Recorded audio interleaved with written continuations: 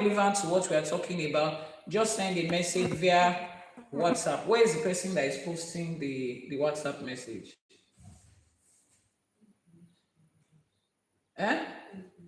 Call him. We have Odù Ifá that we're going to read very soon. If you have any question, just drop it. Welcome to ԻΣΕΕΣΕ for today, and today is season 4, episode. If you're on the global Ifá community, what is the Odù Ifá for today? If you're on the global Ifá community, what is the Odù Ifá for today? Odù Ifá wo la ń gbé yẹ̀wò lénìí? Type it in the comment section. What's the Odù Ifá for today? Kífá ó bá wa ṣe, kí Elédùmarè ó bá wa ṣe, àwọn tó ṣàwo kù sẹ́yìn kó bá wa ṣe. A ní kífá ó bá wa ṣe, kí Elédùmarè ó bá wa ṣe, àwọn tó ṣàwo kù sẹ́yìn kó bá wa ṣe. What is the topic for today? Odù Ifá wo la ń gbé yẹ̀wò lénìí?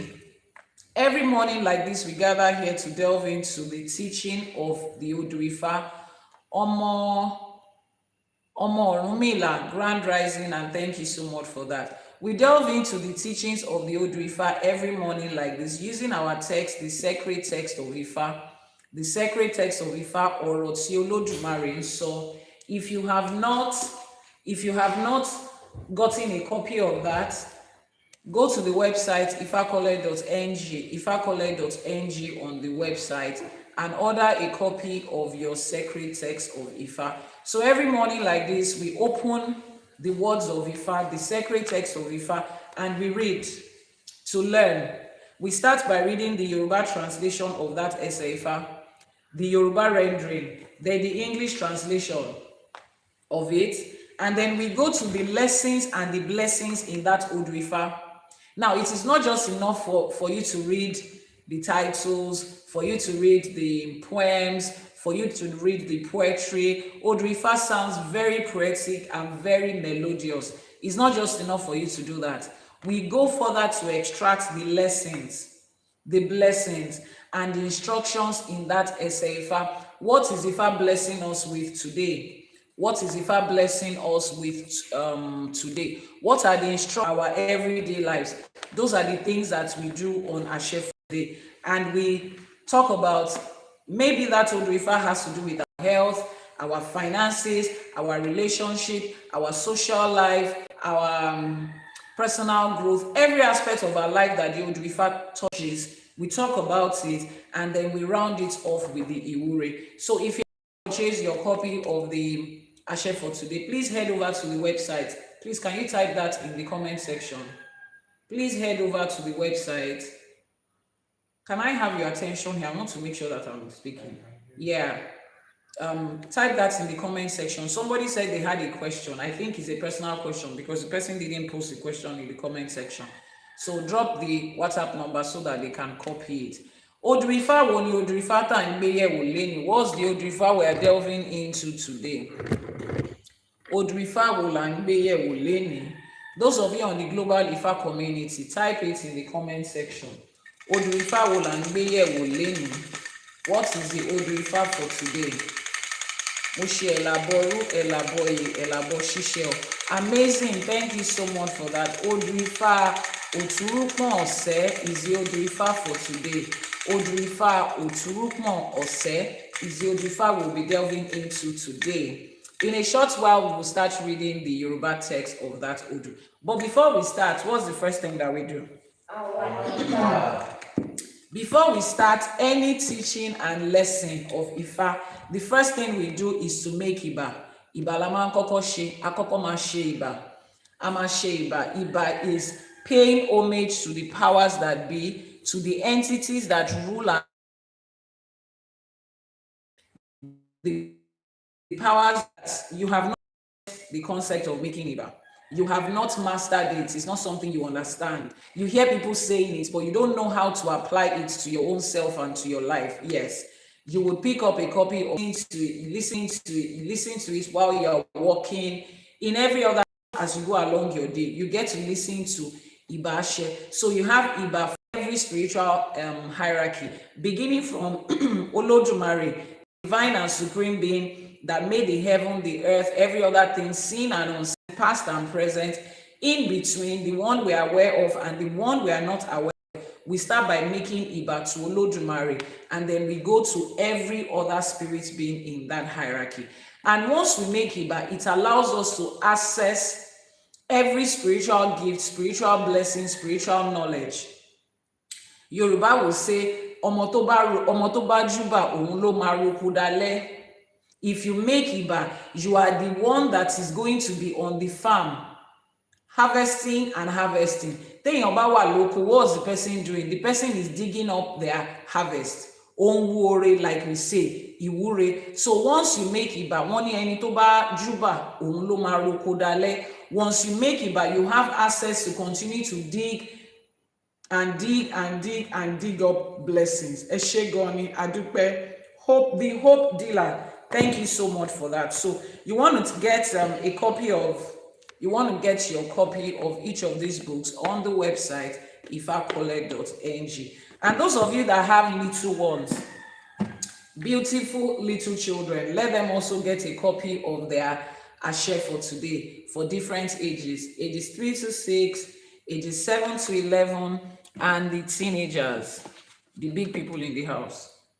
So everybody gets a copy. You can also get this on the Ifa College website.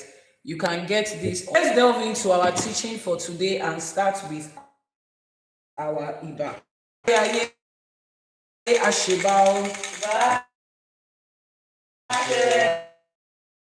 Ọmọníṣẹ́ fàyàtì àṣèbà, kábíyèsí, ọba lè ṣe lè wí, ọba lè wí lè ṣe, ọba kì í bá tì, ọba tó faratì, ọba lánàá, ọba lénìí, ọba títí ayérayé àṣèbà, àníkíbà wá ṣẹ ọ̀run.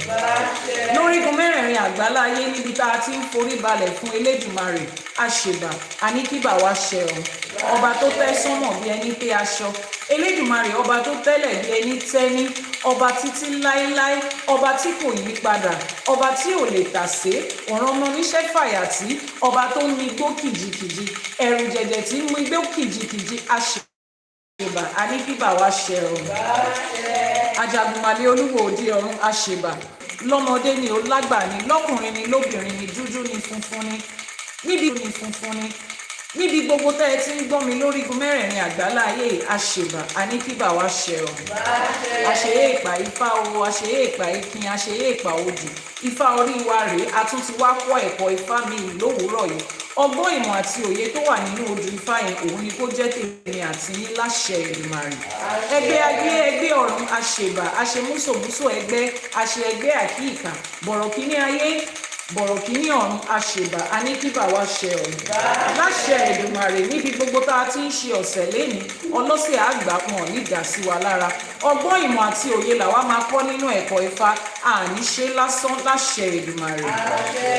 Àṣẹ.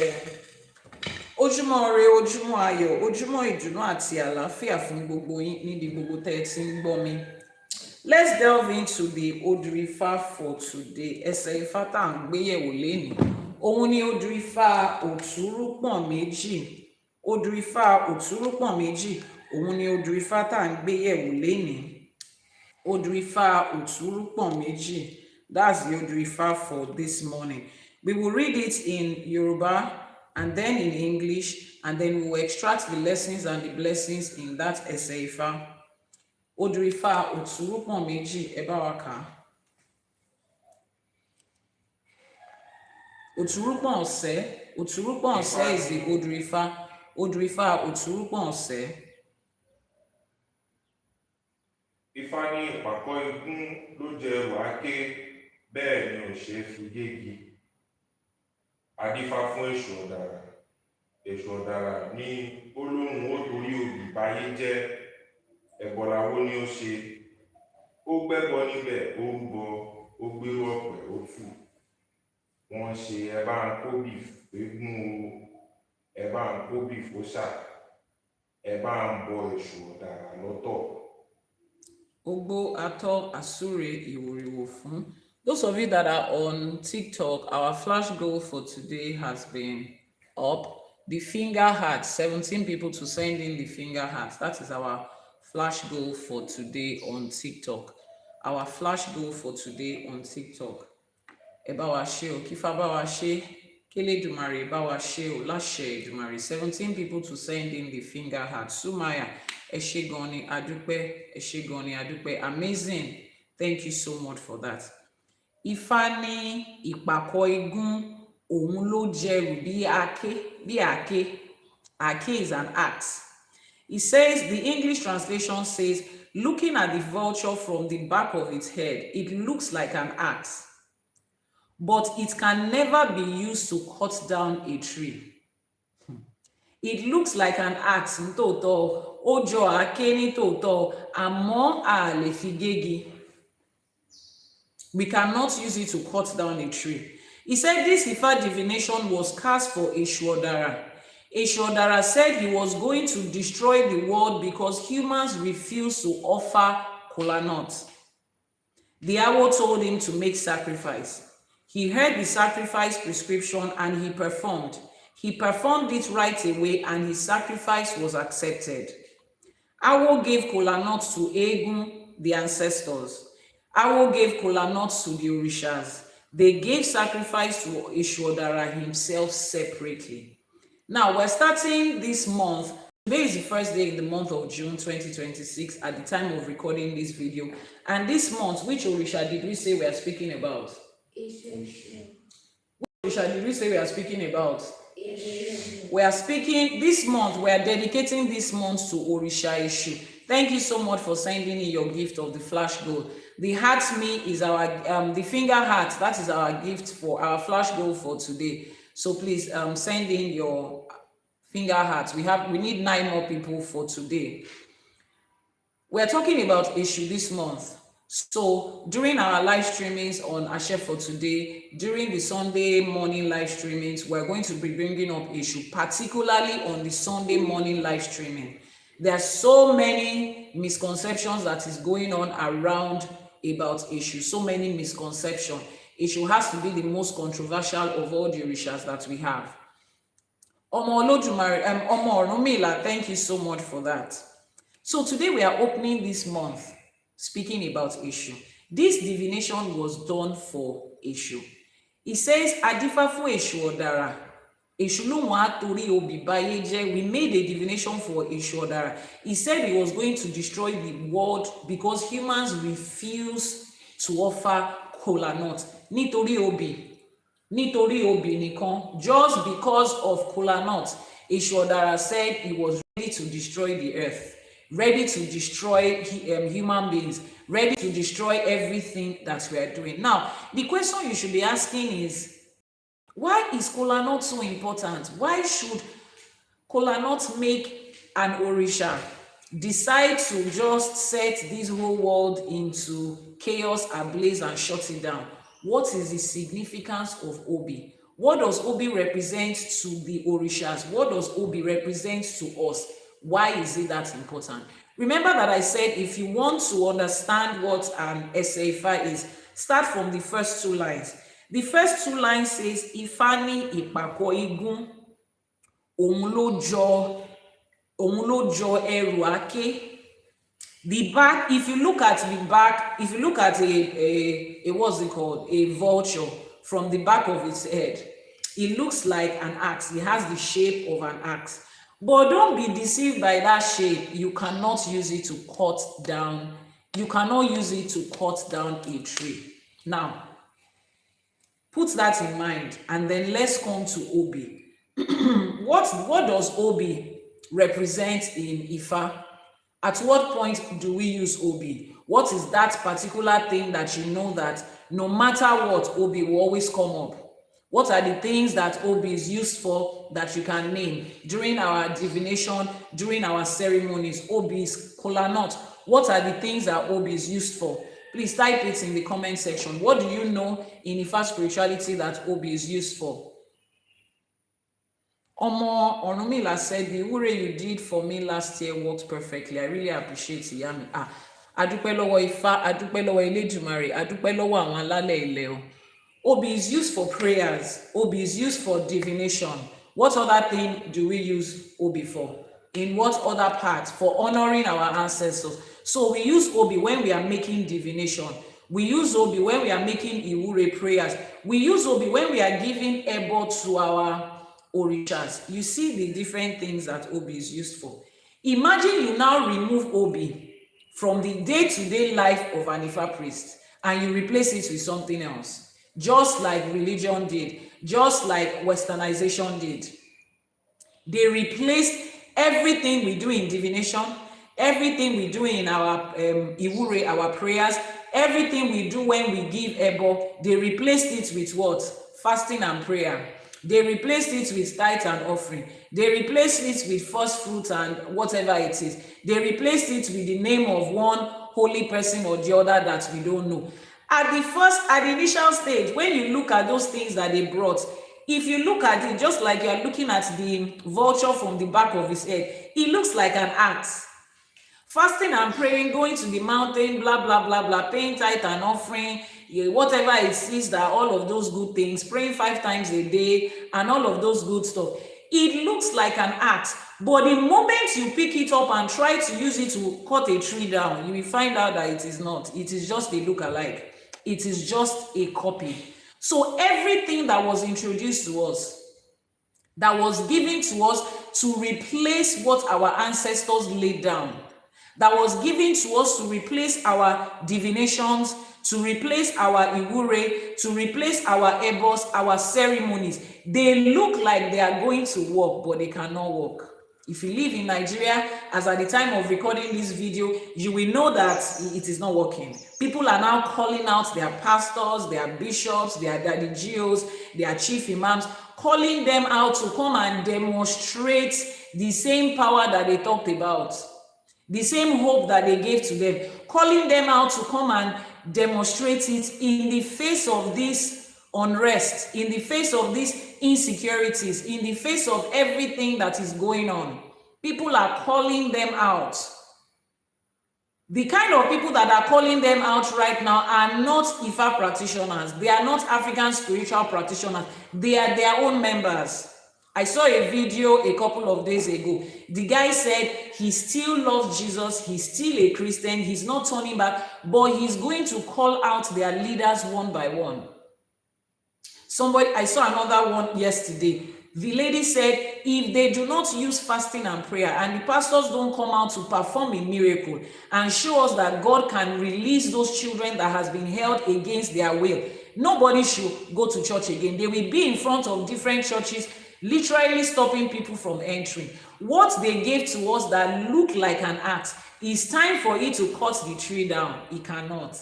Because Okonfara journey, they just mimicked it. They copied it. It looks like it, but it does not have the efficacy. It does not have the power. It does not have the connection to spirituality. They came out to say, and Shebi the Babalawos and the Iyanifas are the ones that have Odù. They are the ones that have spiritual power. Let them go and face the bandits now. Wow. So are you stylishly telling us that when it comes to physically applying spirituality, you people cannot? The only thing you can do is sit down with your Gucci suit in AC and be speaking English. Let's hope for the future. The Lord will do it again and stage different kind of miracles here and there. All those miracles that they've been staging in church, it's time for them to perform it in the presence of everybody. These innocent children need it. They need that prayer right now. If God can, you can pray in church on Sunday and God can save you 3,000 miles away from the church. It's time for that God to save these children. And then I'm seeing in the comment section of those videos, adult human being with sense have the effrontery to say, maybe it's the will of God. It's the will of God for children to be snatched from their families. Is the will of God for people to be beheaded? Is the will of God for us, for people to be scared to step into schools? People are going about their daily activities. The economy of the country is already hard enough. Nobody can sit down at home and say, I want to take a leave of 1 year until everything is fine. And they are not able to do that. And somebody is typing, maybe it's the will of God. Let's relax and see what God will do. Remember what he said to the children of Israel when they got to the river of, what's the name of the Red Sea? He said, be still and look at what the Lord will do. We are being still. No, we are not running anywhere. We are still right now. We are looking at what the Lord will do. The video that went viral of the guy that called out the head of the Redeemed Christian Church of God, I saw a follow-up video saying that they have been threatening him. Our flash goal is the finger hearts. We need 9 more people to send in their finger hearts, 9 more different people. We have less than 5 minutes to go. 8 more different people. Olubukola Eshegoni, 8 more different people. Sabina, thank you so much for that. 7 more different people to send in their heart, to send in their finger hearts. 7 more different people that haven't sent their gift today. For those that are sending repeated gifts, we are grateful. Eshe, Goni, Adupe. 7 more different people, and we have about 3 minutes to go. These are the things we are talking about. It looks like it. Ifa said it looks like it. Wumzi, Eshe, Goni, we need 6 more different people to send in their flash goals so that we can meet that target. Once the algorithm sets a target like this, it is to ask. It is to ask. Is this good content? The moment you respond by meeting the goal, they know that it's good content and more people need to hear it. Olorimena said, she said she saw a video on Arise, a man who went to divide the lagoon and ran, leaving his staff behind. Oh, wow. Is that a true story? They divided the lagoon. Which lagoon? Is it the one in Lagos? All the Red Sea that they've been parting, it's time for them to divide the road between here and where those children have been held. Let's part the sea and go and find them. The same way Elijah rode on a horse and vanished into heaven. It's time for those children to be carried on chariots and vanish and just appear in their father's houses. It is time for them to put all of these things to work. Like I always tell you, that time will come. Adeotun, thank you so much for the roses. Our flash goal is the finger hearts, please. That's the particular gift that we need right now. Eshegoni, Adupe. Eshegoni. He played with Aja and almost got drowned. Oh, I don't like the almost. Oye kaje ti gbe lo, ko lo solide nínú òkun. Coffee home, let the orishas show themselves. I saw Olukun, I saw Oshun, I saw Yemoja, I saw Oba, I saw Oluweri. Oye komulo on vacation. Sholuri àwọn òpè ni. He said he wanted to part the lagoon. Okay. They should have just taken him on a vacation to show him the Orisha. Let someone, you see how they used to say, somebody went to heaven and they saw the street of gold. Someone went to hell and they saw Kinikon there. They were supposed to carry that man into the ocean to see the Orishas and come back to tell us these are the Orishas that they saw. They are presenting things to us that looks like an act. And we believe them, we follow them, we are celebrating it until it is time to use that act to actually cut a tree. Then you realize that all they have sold to us is lies. And at the beginning of this Yoruba calendar year, when Oturupon Meji was divined for us, and he talked about the ancestors returning, and he talked about exposing people that are mixing and matching Ifa, all those religious leaders that will come to an Ifa priest to receive powers and to receive this and receive that and go to their public places and say Ifa is demonic. They said this year, Ashiri Woma Tubai. Can we see how the year is unfolding? Can we see how it's unfolding? Ifa said it might look like it. It might sound like it. But the proof that it is when it's time to put it to test. In all of this, they are picking people and doing everything. How many times have you seen them enter into a shrine where people are offering ebo to orishas and they part them from there? Ero pe won mo na be onikaluku na ti we ara e àwọn náà ní nǹkan táwọn gbé sára. They too will have weighed both sides. Pay, let's enter into the weakest link. It's the weakest link that they always target. We have about 1 minute to meet that flash goal. Finger hearts, please send in your finger hearts. let's meet that flash goal. Just 6 more different people, 6 more people that hasn't sent in their gift. We've done 11 already. We cannot lose that flash goal just because of 6. So 6 more different people. Ẹ ṣé gan ni. Ajé á túbọ̀ máa bùdí fún yín. Ajé á gbè wá, Ifá gbè wá. Ẹ ṣé gan ni, a dúpẹ́. So you would find out at that point, Jules, thank you so much for the gift. You will find out at that point that these things that is sold to us, it was not just there to work. And Ifa said we will find out. Now that you know that the back of the head of a vulture looks like an axe, but it cannot cut a tree, it is time for you to find out where is the axe, because this tree, we have to cut it down. Ishwadara now said, you people rejected the kola nuts. Elédùmarè bá fi dídá mi ni. Ishwadara said he was going to fight every human person on earth and literally just end the existence of this earth. Because he's wondering. Now, remember that Eshu is the Orisha that stands as a middleman between us, human people, and the other Orishas. Eshu is the Orisha that stands as the middleman between human beings and the Ajogun are the negative forces of life. So every ebo you are giving, Eshu is the one that will take it to the other Orishas. Eshu is the one that will take it to the Ajogun. Eshu is the one that receives it. Eshu is your first contact with the Obi. Eshu is sitting down there at the crossroad of life and wondering, why are these people not bringing their Obi? Why are they not bringing their Ebo? Why are they not bringing their sacrifices? Yet, look at how confused life is. No, if these people don't want to have sense, let's just destroy all of them, since they refuse not to have sense. Because I cannot just be sitting down here waiting that they will pick up their brain and do what is right for them.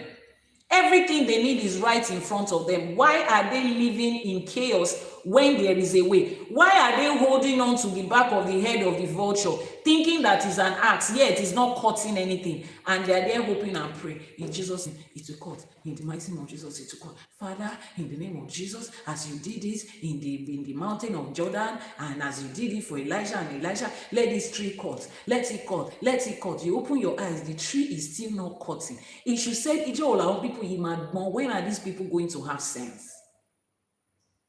The number of hours you spend praying. Somebody has gone to the market to buy Obi at Nkoebo. They bought it, they sacrificed, they move. You are still doing like, Father, pray harder. Your faith will move mountain. If you really have a faith like a mustard seed, all of you are now looking for where to measure mustard seed. How many of you in church went to check the size of mustard seed when you are in church? Because me, I checked. Because I'm like, that mustard seed is not tiny. God, how can you say I don't have, how can you say my faith is not up to this? How to grow your faith, how to expand your faith. How many of you went there? Did the faith grow? Every day they are always gaslighting us with your faith is not big enough like a mustard seed. Who is measuring it? The same me, we come and say, yesterday they had headache and they prayed and God healed it. God healed that one. Now we need school fees. God is not doing that one. Why did the faith for yesterday that made headache to go? How did it suddenly reduce? And you are there. Ẹni tó máa ṣe bó ti gbé ẹbọ ti fi ẹbọ ti dà ẹbọ ti dóde ọ̀run ó ti padà wá ṣẹnu rere ní àwa ó ti yin Ifá ti yin Elédùmarè. You are still where you are applying faith. If you said, look at that thing you are holding. When you are done fasting and praying and crying and groaning and praying in the spirit, open your eyes and look at what you are holding. It's not an axe. It cannot cut this tree. Your mother stood in front of that tree for 50 years of her life in church, trying to cut it. She did not. She handed it over to you honorably. Continue it. So all the prayers I've prayed, it might be your own time is going to work. Why? Why are we doing like that? If you said it doesn't have time for all of this. If this is what you people want to do, let's just push the earth into a massive chaos and you people, let's just wipe this whole thing out. These people are not serious. And if she went to meet Ifa and said, you see these people, they've rejected everything that they could, everything that the Obi represents. One Obi ló ń bí kú, Obi ló ń bí àrùn. Everything that the kola nut can represent to them, they have left it. My own desire is just to finish them. Sincerely speaking, you know me. Ifa says, Nisuru. Ifa says, be patient with them. It's foolishness that is worrying them at this time. They don't have sense. Be patient with them. We will tell people to go to them and talk to them. Just relax. Don't act. I know how you feel, Eshu, but relax with them. They will have sense. Eshu is sitting down there and is wondering, me, the Orisha that is supposed to help them, the Orisha that they are supposed to be closest to, it is the same me that they have labeled what, and they think they will be able to cut this tree. Let's be looking at them, and she's looking at all of us like this. Then one by one, we'll start to have sense. What did Ifa say? He said Eshu was told to offer sacrifice. He offered sacrifice on behalf of us. So Eshu is not the one that had a problem in this story. Read the story. Eshu came to make a divination because he was going to destroy the whole world because human beings refused to offer kola nut. Eshu came to do divination because of us. And people here, they bomb. And these people are wallowing in pain and poverty and distress. What's their problem? If they know this is the way they want to live life, let's hurry it up. Let's speed it up and just destroy everything. Let's help them because me, I can do it. It is, who is the Orisha that has peace and patience? Obatala is the Orisha that will be all peace and all patience. This one still has a very longer threshold. Eshu does not have. Eshu Niru threshold. But before they do anything, they will ask Ifa. Eshu went to ask Ifa, and Ifa said, on behalf of these people, let's make Ebo. Let's make Ebo for them. Let this Ebo be able to turn their hearts around. And Eshu offered. And Awo gave kola nut to the ancestors, to Egungun. Awo gave kola nuts to all the Orishas. Awo gave kola nuts to Eshu Odara. Ebo was given to Eshu Odara himself. And after the Ebo, one by one, Oriwa Beresipe, one by one, our ancestors received the kola nuts, received the Ebo, and started reminding those of us in this time, that thing you are holding is not an axe. It looks like it. It's not going to cut this tree. It was like suddenly our eyes open, and you and I are sitting down like this, and I feel offended that there was a day I believed everything that the Bible said. I feel ashamed to think that there was a day I was championing the cause of nonsense. We are breaking it down like this. With my level of education and exposure, how did I allow somebody to tell all these lies to me? No, it's your ancestors. You know, Yoruba will say, Ori eyan o pe, ibi tó kù tí o ti pé yẹn, nǹkan tó kù tó fi máa complete, your ancestors is putting it there. If you want to describe somebody who is acting out of sense in Yoruba, you will say your head is not complete. There is a part of your head that is incomplete. That part that is not complete, your ancestor is putting it back. They are fixing it. At the moment they fix it, you just see, ching, the fission will just happen like, oh my goodness, what happened? How did I get here? They say you were sleeping before you are waking. Is that not what they call it? Your ancestors has filled in the gap and spaces that was in your sense. The one that religion removed. Your ancestors have received Obi. They are fixing it. The Orishas have received Obi. They've received Ebo. They are coming to you, your dream, to remind you, see, that's not the way. That's not the way of it. That is not the way of it. They have come to remind you that is not the way it's supposed to be done. And then you are there. You now remember that, but why did they say this? No, look at this part of the Bible. It's contradicting this part. But this part does not look like this part. And that part does not look like that part. That is, Eshu has received the Ebo, and now you are beginning to have sense. Then we'll come back and tell ourselves that to cut down this tree, what we need is an axe. Not something that looks like it. Then we are beginning to drop everything that looks like it. And we are taking the real axe itself. And we have started to cut down the tree. And the moment we do, bam, it will just fall. And it will start to pain you and hurt you that, so this is what it required to move this thing. Is as simple as that.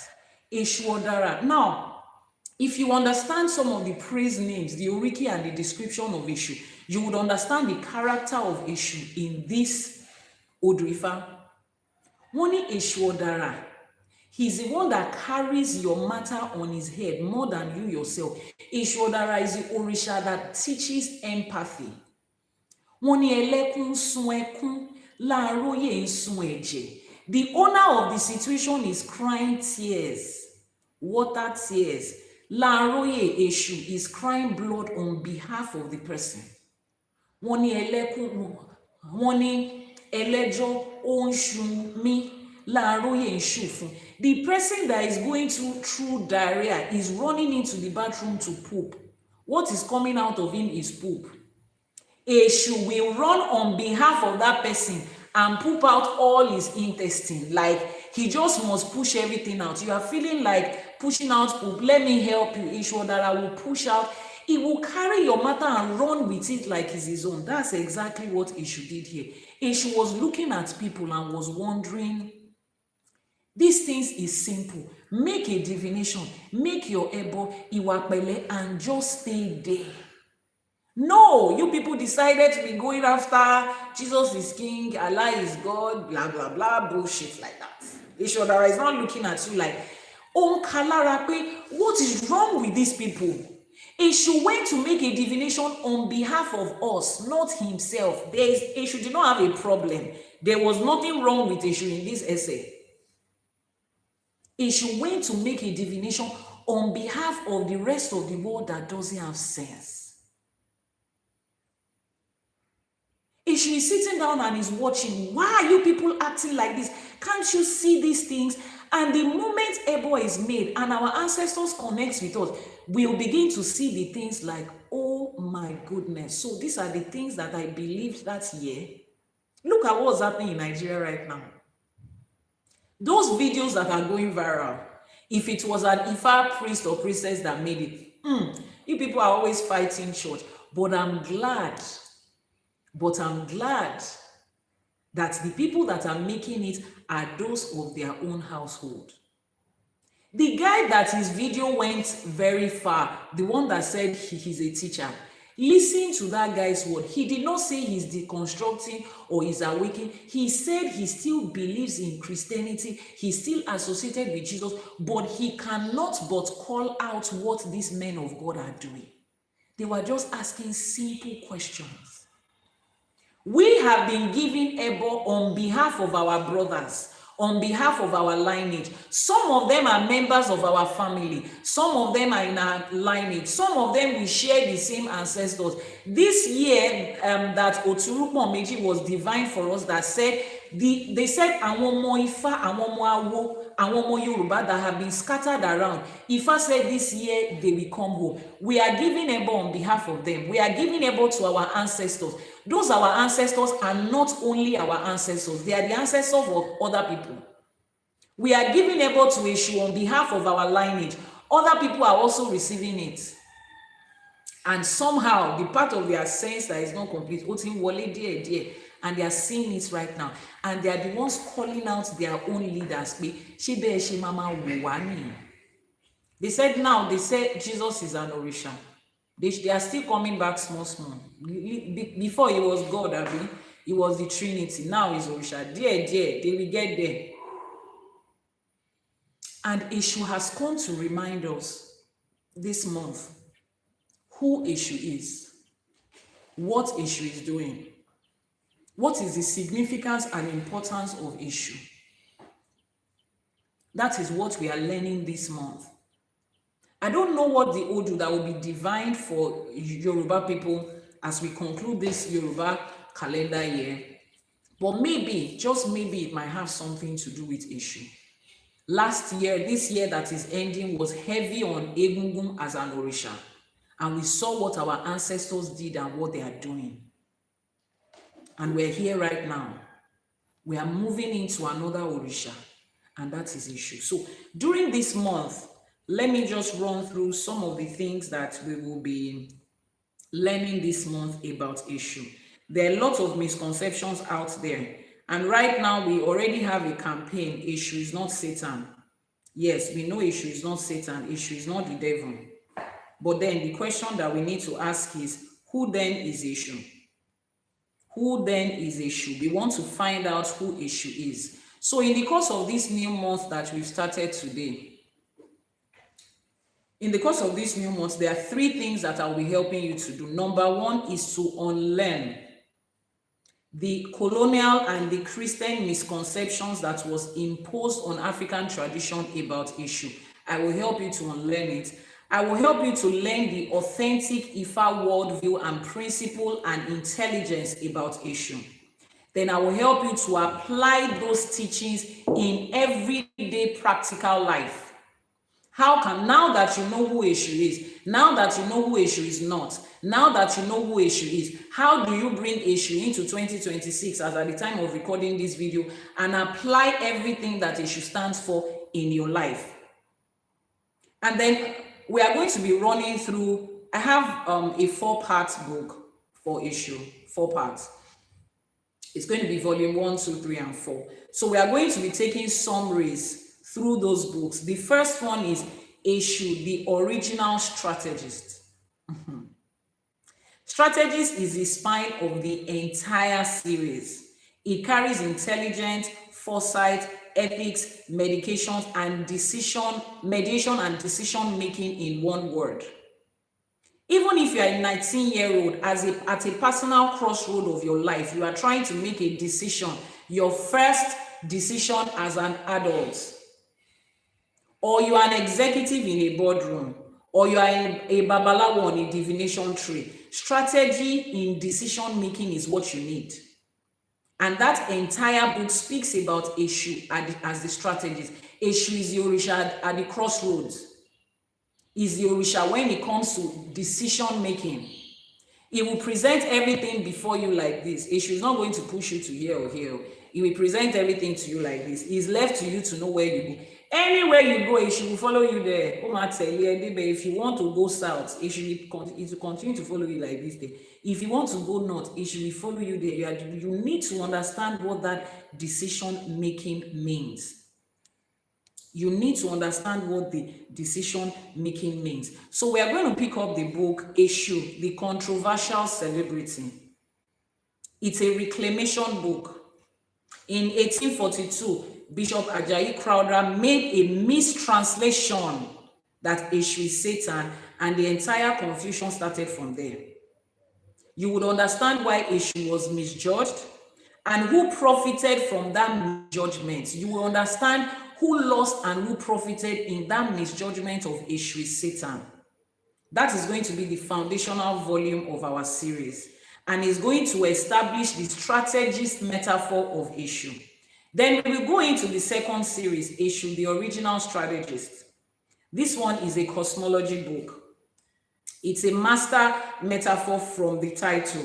It is the deepest teaching of this volume for Eshu. It talks about Eshu as divine intelligence, as a mediator, a gatekeeper, the keeper of ethics, the one that crafts decision. And I'm sure that for any Babalawo and Iyanifa that reads the series, this will be their best volume, their favorite volume. Then we will go to Eshu, the broker, the stockbroker of every transaction. This one is the practical book, is a practice book. Accountability is the currency of Eshu. At the crossroad, accountability is the currency of Eshu. Eshu will help you. You will learn through this book how to make daily decisions. There will be a framework that you can apply. When I am at a crossroad, what do I apply? How do I do it? How do I make sure that I'm making the best decision per time? Eshu will teach you about ethics.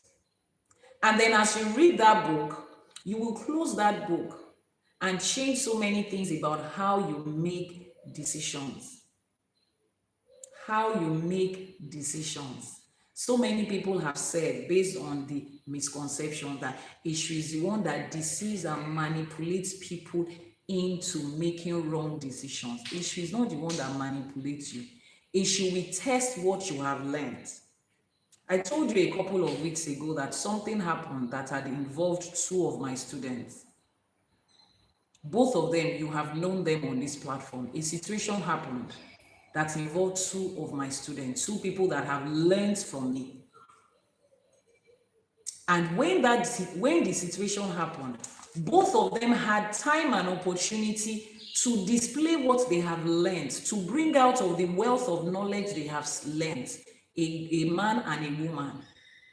And the man went on to display Iwapele in the height of it. I myself was, in fact, if I was one that was marking people into heaven, he will be number one on the list, because I saw growth in the life of that person. All I kept on saying was, Olódùmarè mo dúpẹ́.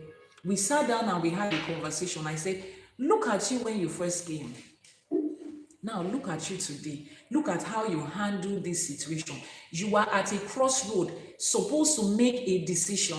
Situation and circumstances was tempting you, pushing you into blowing the whole thing up, pushing you into acting out of character, but you chose Iwapele.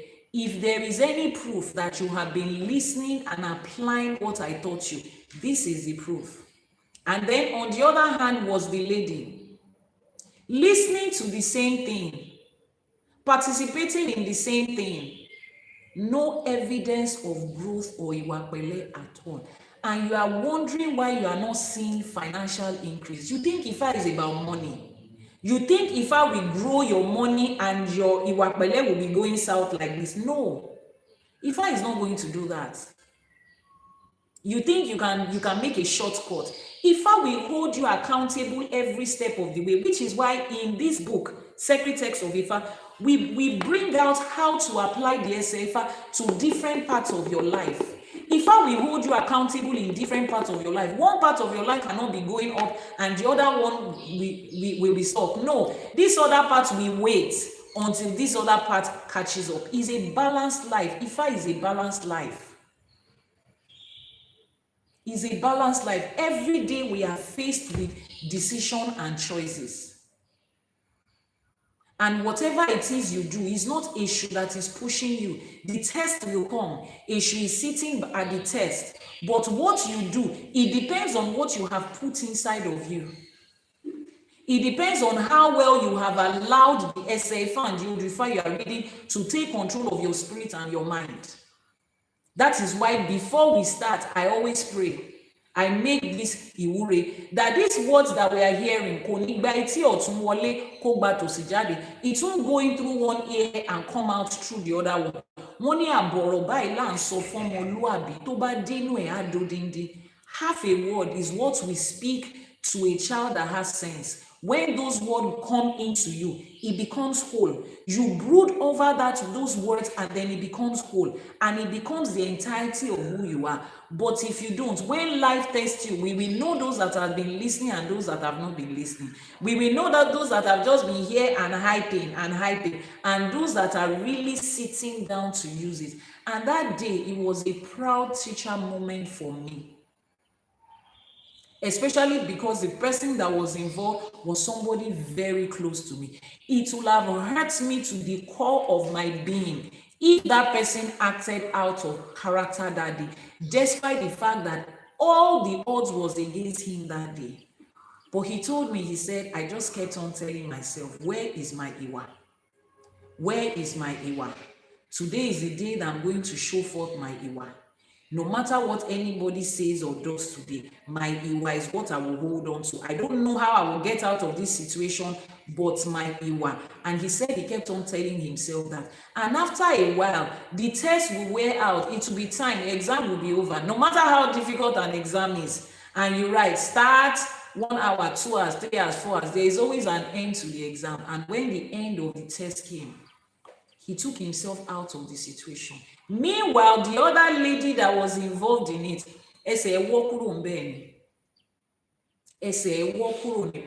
she was dragged out of the situation in shame and disgrace.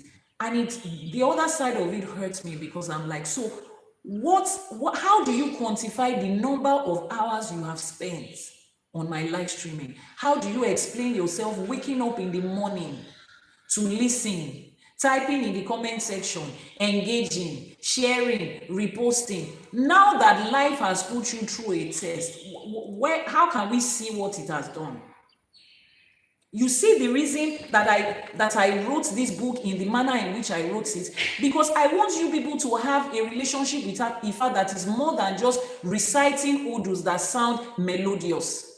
I want you to be able to see the lessons, the blessings, and the instruction. What is Ifa teaching you?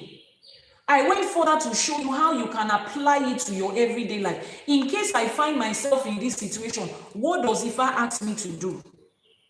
And you will find yourself at the crossroad of life every now and again. And what you do, no, here we do not push it on issue. You cannot say, it's the devil that pushed me, and I didn't want to do it. It's the devil that, no, Eshu olórí agbẹ́rù sí, ẹrù tẹ́ fẹ́ dìlé lórí yẹn. See what the image of Eshu look like. We want to put the load of your responsibility on Eshu. Where is it going to stand? Aṣóhunṣó abẹ, ṣóhunṣó báyìí, òun lórí Eshu. Eshu olórí tó máa gbẹ́rù sí. Eshu does not, the head of Eshu is not designed in such a way that you can drop your responsibility and blame Eshu and drop the load that you're supposed to be accountable for on his head. He doesn't have anywhere to place it. If you drop it there, it will fall down. Take responsibility for the things you are doing. Sit down and tell yourself that you have failed Ifa, you have failed your Ori, and start learning again. If you do not grow your Iwapele, there is nothing else in your life that is going to grow. Tó bá grow in 2 minutes by ilẹ̀ báyìí ló ń lọ. And I took my time to go and research through that lady. I looked at her, I saw the things that was happening around her, and I was not surprised. I was not surprised, because you think Ifa is performative. You are coming from religion. Religion is performative. You have brought that into Ifa to come and perform. I want everybody to see. I will record videos and be doing ayoyogu, ayoyogu, ayoyogu mogumo, adifa fun Ọ̀rúnmìlà, baba lore ba won mu yoyora, ogu ato yin o. You will now wear white and carry 200 pieces of ileke. You go to Osun River every day and be recording videos. That is performative. If it is not coming from the place of Iwapele that has changed inside you, you are just performing skits. All that you are doing is just creating content. You are a content creator that has chosen African tradition as your niche. That's all. Will social media pay you? Yes, if you are in a country that can be paid. Can your video go viral? Yes. Does that replace Iwapele? No. Can you perform the result? No. You can only come to social media and present everything looking like, oh, look at my business, look at how I'm flourishing, look at this, look at that. You are not the first content creator. We know that all of it is what? Is a lie. What was that song that P Square Brothers sang? Audio. We know everything is audio. We know all of the 200 customers are waiting for me outside. Audio customer. We already know. But leave all those performance aside. Do the real work and see if Ifa will not give you results. Follow the hierarchy of instructions and elders that has been set before you. Grow, apply it, let it sink. Grow, apply it, let it sink. The moment you make a mistake, sit down, correct it, continue to grow, and see how the result will be flowing step by step. See how the result is going to be flowing out of you. There is no performation in Ifa. I was watching a movie yesterday, and the person was waiting for her friend in front of the church. And she saw as people were walking out, I think it was a British movie. She saw as people were walking out of the church with their Gucci blazers, with their Fendi bag, with their designer clothing. And the lady asked, she said, what is with God and fashion? Like, my friend I've never seen him pull up in an Armani suit before, even when it comes to board meetings. But look at them in their Sunday best. What's with God and fashion? And for the first time, it occurred to me, people go to church to perform. It's performative. You have to show up at your best as though there is a competition of who dresses well. Unspoken performance. And they take it to every area of their life. Performance. The Lord has been good. Even when they want to speak of they are going through something. You see, everything is going on well. They both know that they are lying to each other. It's just a way of saying that things are bad. How are you doing? In the last few days, things has been so wonderful in this house. They both know that they are lying to each other. That's the language of performance. And you want to come to Ifa and do that here. There is no space for that here. Ifa knows how to fair we will just see it. Ifa knows how to shine light on. Ifa has that. He knows how to shine light on situation and open your nyash outside. But the moment your nyash has been opened, just sit down, cover it, ask for what you can do, fix it, and move on. Ishodara sit at the crossroad, not to push you into what you don't want to do, but to test everything that you claim that you have learned. To test everything that you claim that you have learned. Ishu is the broker of every transaction. The number 4 in that book volume is a mini book, and it says Ishu on the screen. So in that book, I'll be talking about the Hollywood's war on Ishu. Cultural criticism volume, that book is going to be talking about the cultural criticism against Ishu. The American God, the Castlevania, the Nocturne, the Infiltrator, all of those films, the hip hop, in gaming, in carnival, in so many different things, Ishu has been depicted wrongly. Issue has been depicted wrongly. Even in our own time and age, at the Gen Z point of entrance, Issue has become the most viral, misunderstood Orisha. A lot of people are transitioning from religion into Ifa. They can boldly say, oh, I'm the child of Obatala, I'm the child of Oshun. But the moment you want to say I'm the child of Issue, it doesn't sound right. You just want to avoid that part. It doesn't sound right. Call your brother. It doesn't sound right. It just feels a certain kind of way. You have not come to accept it, to embody it. You have not come to accept and embody the reality of it. So as we are going through this month, talking about Issue, you will learn all of these things. One by one, we will learn Issue and see Issue in the true meaning of who Issue is. Of all the Orishas we have, why did they pick Issue and single Issue out? Every time we read about different Orishas going to make divination, we read about Orunmila going to make a divination in our Odù last week. Orunmila was going to die Ifa for himself because he needed direction, he needed money, he needed a breakthrough. Since the time we have been reading Odù, I'm not saying this is the only essay, but today makes it our 99th episode. This is the first Odù that we are reading that an Orisha is going to make divination for people, not himself. You see the empathic part of Issue, yet that is the same Orisha that they blackmailed. Is it even blackmail? No. That they bastardized, that they painted wrong, that they demonized, that they lied about, that they completely wanted to destroy the image of. The most empathic, the one that you will cry to and you will say, you will tell Issue, see, look at what happened though. I want you to fight for me. Issue will say, how far? Please, I want you to go 2,500 feet for me. You will see Issue in 2 seconds. Issue have reached 7,500. And you yourself that owns the matter, you are like, she saw it now.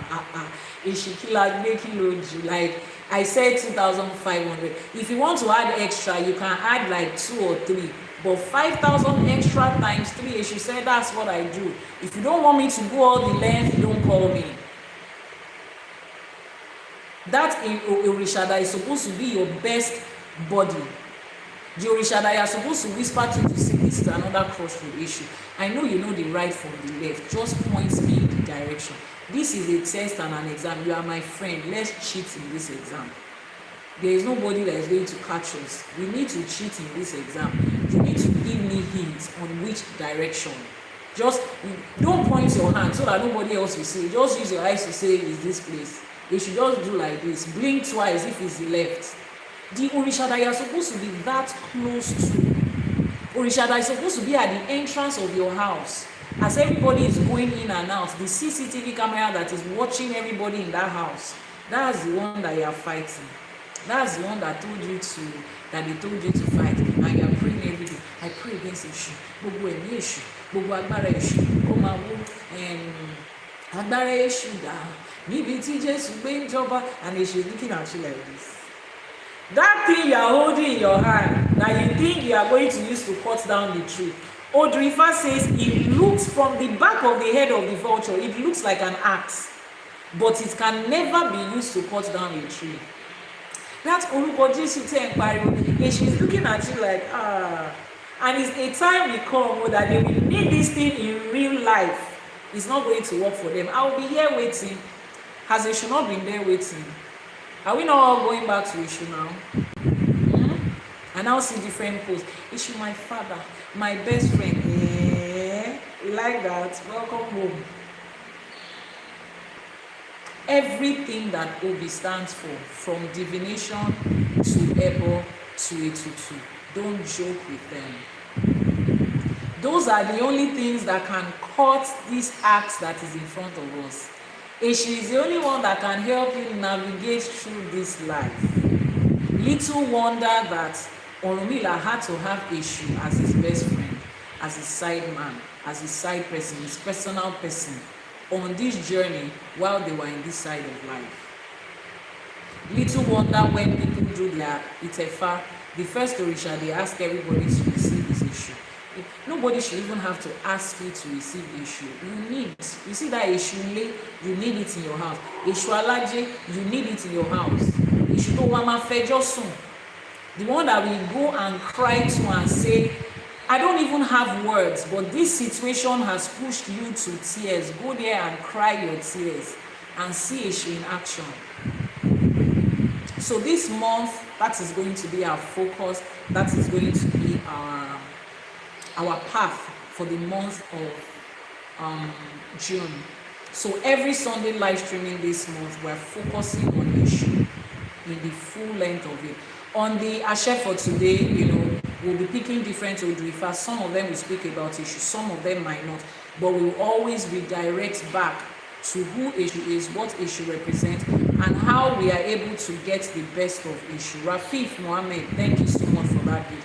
And how we are able to get the best of what issue has for us. Now, this Odù Ifá that we have read today, how do we apply it to different areas of your life? You see this Odù Ifá we have read today, should we apply it to every area of your life? And the first thing is accountability. I told you that the first set of ancestors that were taken into religion, they were forced into religion. The next set of ancestors that went into religion, they went out of their own free will. And one of the major things that attracted them to religion was because spirituality was presented to them in a way that had zero respect for responsibility, zero accountability. They were presented a form of spirituality where nobody will be held responsible for anything and they will not be accountable. So what happens when something happens? Responsibility is put on God. God is the one that was supposed to do it. When they are supposed to be accountable for certain things, that is also put on Satan. Issue becomes accountable. It was the devil. It's the devil. Any little thing happened. Imagine in 2026, at the time of recording this video, a pastor, a young man, probably my age or maybe I'm older than him, is recording a video and says, if your husband cheats, that's the moment he needs you the most. You go down on your knees and pray. If your husband is a narcissist, if your husband has bad character, bad behavior, you don't look at him in the face and say, babe, you did something wrong. You confess what you want to say. You tell him, you are a good man, you are a perfect man, you are on your way to heaven, you are holy, you are righteous, you are loving, you are not adulterous. You confess it out of him. You see, zero responsibility, zero accountability. The responsibility is now put on the woman for a choice that an adult thinking human being made. Now, if she doesn't pray for him, she's the one that is wrong. Excuse me, I don't understand. Both of us sat down in church. They taught both of us, thou shalt not commit adultery. If you commit adultery, you are going to hell. Both of us heard it with our ears, and both of us have sense. Then somebody decides, no, I'm not going to have sense, I'm going to do what I want to do. Then the second person who had sense to obey what was told is still the one that is supposed to be blamed for not speaking it out of him. Then the pastor said, when the man gets into his car and is driving, and he looks at this girl that is dressed seductively, he remembers the words of his wife. I am holy and perfect. My wife said I'm holy. I'm on my way to heaven. I will not look at it. All of a sudden, he remembers what his wife said. Excuse me, sir, why didn't he remember what the Bible said about thou shalt not commit adultery in the first place? What part of his brain did he use to listen to thou shalt not commit adultery and he did not stick? Then the other part of his brain can listen to his wife is confessing righteousness out of him. Those were his words. You will confess righteousness out of him. You will bring righteousness out of him. When did it become the responsibility of another human being to bring righteousness out of somebody? Is he an imbecile? Is he a minor? Is he bedridden? Is his brain on pause that somebody has to confess this out of him? This is it. This is the reason some of our ancestors went to church. Because when a man is told that he can do anything he wants to do, it's his wife that is supposed to be praying. A good man builds her home. What happened to the good? A good woman builds her home. What happened to the good man that is in that house? The men are not good. They cannot build. I thought the men were supposed to be responsible for building. You see how? And that looks very, if that is very long, everybody can do anyhow. Because as a child, if I have a mother, my mother should be responsible for praying righteousness out of me. So I can go and do anything I want to do. I know that somebody else will be blamed, somebody else will be responsible, somebody else will be shamed for it. I can do anything that I want. They were presented that. If you want good things, you don't have to work so hard for it. Just come to church and pray. God is the giver of gifts, the one that maketh rich and addeth no sorrow. He makes you rich. As long as you are giving your tithe and offering, he will make you rich. And they ran there because that looks easier than Orisha that is requesting Ebo and Etutu from you. That looks easier from your Ori that is requesting Iwapele from you. That looks easier than you sitting down and learning the Odù Ifá and applying it to your life. That looks easier than an Odù Ifá that will tell you, Ogbe ofun, bohun folohun kowo bale fu. Yeah, what is the thing that you are holding in your hand that is not yours? If you don't release that thing that is for somebody else that you are holding, you will not be able to receive anything. All of that sounds very hard. But lack of responsibility, lack of accountability sounds simple, and they went for it. But I'm telling you today, if you have decided to come to Ifá, responsibility will be requested from you. Accountability will be requested from you. Eshu will stand at the crossroad when you are being tested, when decisions is to be made. And those decisions is going to come from what you have fed inside yourself. It will come from how you have allowed the Esefa to take control of your spirit, your heart, your soul, your body, your every existence. It is at that point you will know whether you have been wasting your time on a chef for today every morning, wasting your time watching replay, wasting your data. It is at that time you realize that I think I need to take this thing more seriously. There is no Satan to blame here, and there is no God here that is waiting to do anything. You will never hear an Ifá devotee praying, Olódùmarè, please do this for me. Anybody that is saying that is just using Yoruba word to speak English prayer. When we make Iwure, we dig up blessings. We identify the fact that this area has been given to us. We identify the fact that this thing has happened in the universe before. Just the way it has happened to this, I'm also asking it to happen to me. I've come to take it. I'm not begging, and God is not about to go into one factory and go and do it. I don't give instructions to Olódùmarè. I don't come to Olódùmarè to remind them of what they are supposed to do. How does that even sound? You have a God who is the creator of heaven and earth and everything in between, and you are the one that has to remind them of what they are supposed to do. You have to beg them to remind them. This one is shouting, that one is shouting. All of us are now putting in requests like we are on a customer. Hold on, we're going to respond to you. Let me transfer your call to Angel Michael, is the one that is in charge of babies for this year, and then you hold on. Let me transfer your call to Angel Gabriel, is the one that is in charge of protection. Then you come back. I've been on hold for about 2 hours. Angel Michael have not sent the baby. Don't worry, just continue to hold on. That is how they make this thing look like. And that's if there is a multinational organization that is offering that kind of shitty service, people should cancel them and go somewhere else. So this shitty service that the God that they created is giving to us, I think it's time for you to cancel your subscription and go somewhere else that is well organized. You want to work with people that already know the reason you are here. People that made promises to you and said, the moment you sign up on our company, these are the things we are going to give you. You do not have to ask for it. We are going to provide. And in any time we cannot provide, we will tell you what has been done wrong and what needs to be done right. That sounds more like it. A human being will do a better job at playing God than the God of religion is doing right. But a lot of you will not. Why? You don't want to be responsible. You don't want to be accountable. You just want to blame every other person. You want every other person to owe you. You want every other person to be responsible for your life. You just want to sit down and watch things happen without putting in the work. If that is the mindset you came here with, Ifa says no. We don't have space for that. Eshu said no. Eshu particularly. Eshu said no. Eshu says go and fix your Iwa and then come back. Eshu said go and have sense and come back, because at that crossroad you will be tested. How do we apply this to our relationships? The first thing I always say is, before you go into any partnership, any friendship, any relationship with anybody, make sure that both of you are on the same page in life.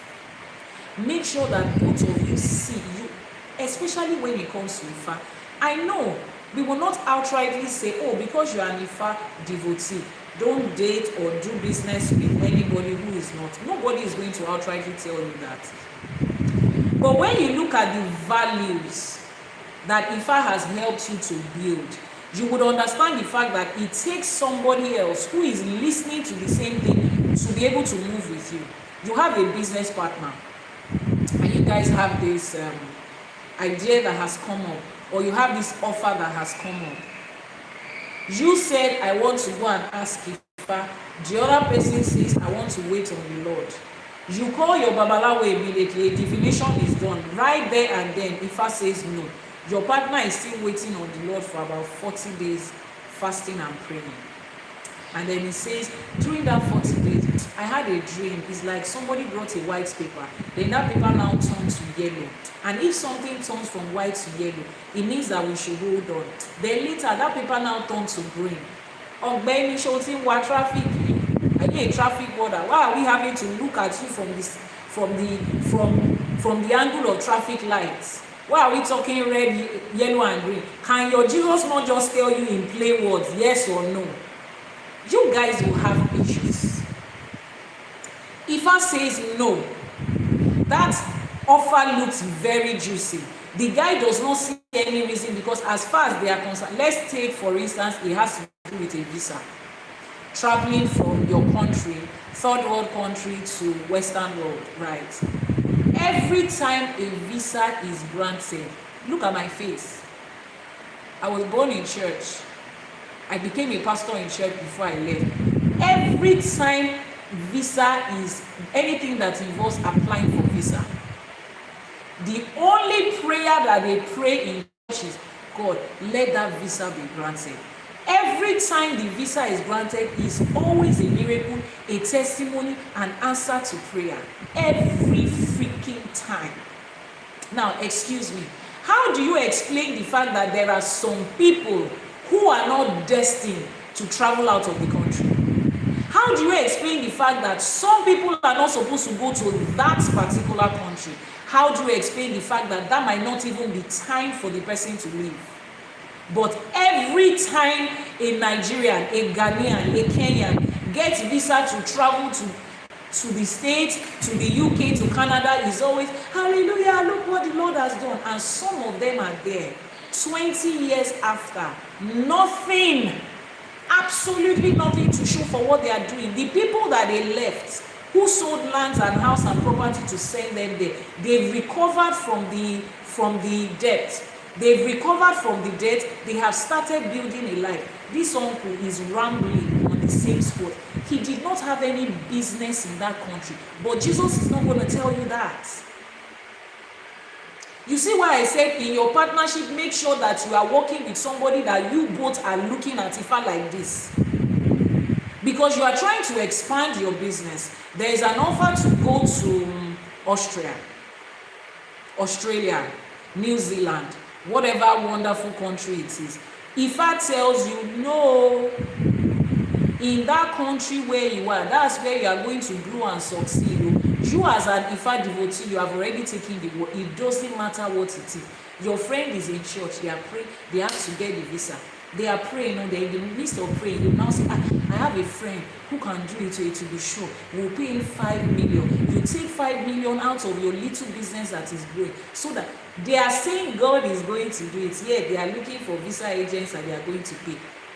They pay the visa agent, they put everything together, poof, visa has been granted. Then they go to church and say, I praise the Lord for what the Lord has done. You people are deceiving yourself. You will carry yourself and go to that country. The business that you have started building in your home country will step into that country dead on arrival. And then you tell yourself, there's so many people here. It's because we are black people. It's because we are Africans. It's your village people. It's your stepmother. You did not have any business there. If I told your partner already. But no, the Jesus in you will not let them be. Abroad is the answer to everybody's prayer. There is nobody that has come to give testimony and say, oh, he applied for the visa, they did not grant him, and it was the will of God because he needed to do things here. No. Pastor will encourage him, sister, we will try again next time. We will fast more. I will call 2 or 3 people to continue the fasting with you. Really? So for some magical reasons, God created you in a country you are not supposed to be. Then you need to remind him and exercise your faith to take you to the promised land where you are supposed to be. That's where success is waiting for you. Things don't happen that way. If I will say yes to some people, if I will say no to some people, if I will tell some people to wait, it's not yet time. Do you work with somebody that you guys don't go in that direction? So in your relationships, whether it's a romantic relationship, business relationship, a partnership, friendship, whatever it is, start to narrow down to the people that understand the same things that you understand. The people that are listening to the same things you are listening to. The people that hold Ifa in high esteem like you do. The people that will say, before we make a decision, let's ask Ifa. Normalize it. And surround yourself with people like that.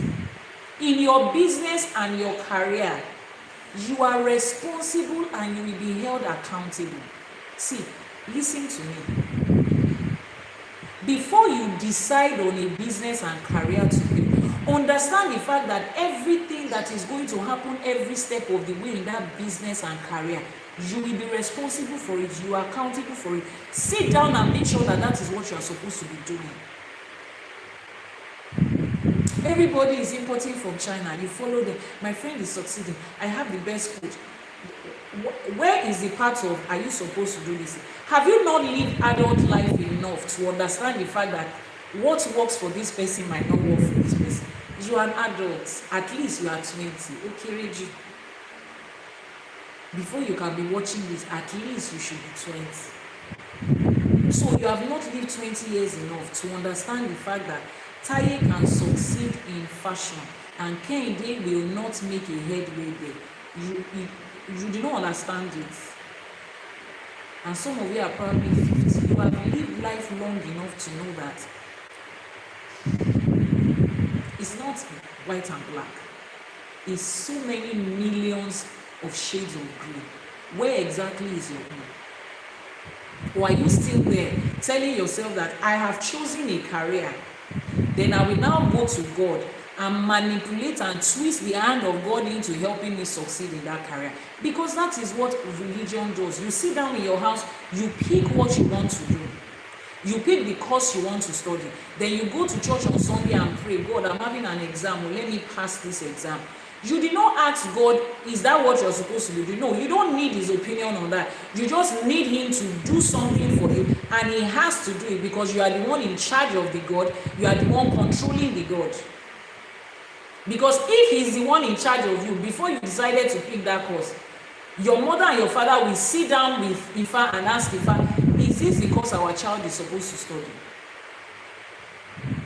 They would have done ÌṢẸШE Àkọsẹ̀jayé for you when you were 3 days old to get the blueprint of your life and follow it. No, your father is going to tell you to study law because his own father studied law, and everybody, and they have built these chambers in their house, and they've built these chambers in the family, and you are the one that is supposed to take over that chambers. That's the only reason you are studying law.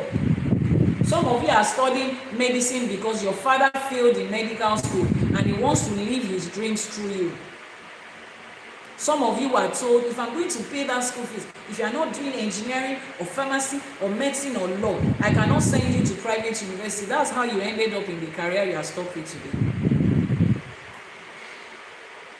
Your parents who are still trying to figure out their own life, they are still trying to figure out their own life. And they have this big idea of what your own life is supposed to look like. But they are my parents. They want the best for me. Of course they do. But the best that they want for you is based on their limited knowledge. Haven't you heard stories of parents who would later in adult life apologize to their children? I'm sorry, I was the one that forced you to marry that person. I'm sorry, I was the one that forced you to live in that country. I'm sorry, I was the one that forced you to study that course. I thought I was doing the best. They are human beings, they are limited, so it's okay. They can think they are doing the best at that time, but it is not about what they think. Your human life cannot be based on what somebody thinks or feels. It has to be based on what is supposed to be. How do you find out what is supposed to be? Go into Ifa and ask simple questions. I have given birth to a child. This whole human being, they said even if you have a set of twins, both of them have different parts in life. I want to know the part of this one that I gave birth to. They will do Àkọsẹ̀jayé and give you the entire Odù for that child's life. And you continue to work with it. When it comes to going to school, you go back and find out what does Ifa say in that Odù. When it comes to picking a career for that child, you go back to Ifa to find out what it says. When it comes to where that child is going to live, you go back to Ifa to find out what it says. Go back to the Odù and find out. When it comes to marriage, go back to the Odù. Some people, the destiny that they came into this life with, they will have children long before they eventually find somebody to get married to. Somebody says, why can't somebody speak to you one-on-one? Were you the one who was calling my phone non-stop yesterday saying that you need to hear my voice before you can do anything? If you are the one, that's not the way it works here. A WhatsApp number has been given to you here on this program. And I see the number and I confirm that it's the one. And I also remind you that that number is a verified WhatsApp number.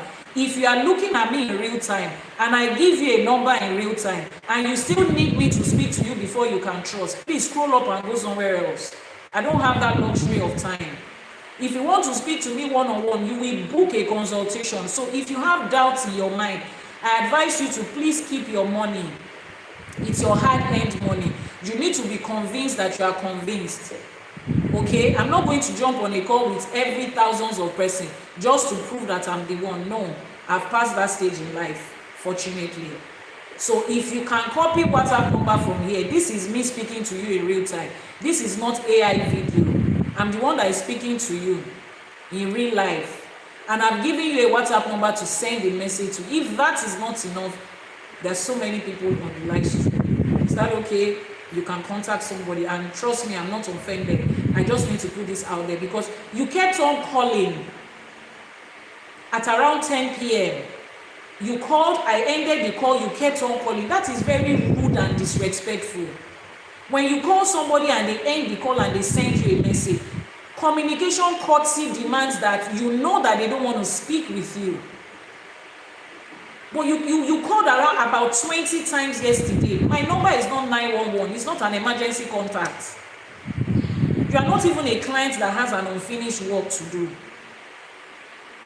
And some of you will come into this space and think you are doing us a favor. I want to become your client. You need to pick the call. You can do that to people that are selling shoe and bag. You can do that to people that are selling food and realtors that need you to buy their house. You don't come into a spiritual space and do that. You are the one that needs something. This is the rules by which it works. If you are not okay with it, next. Is that okay? I'm not too nice like that. Let me just say it here. Is that okay? So, what are we talking about? How to apply this. So I beg of you, at every point you are in your life, normalize asking Ifa.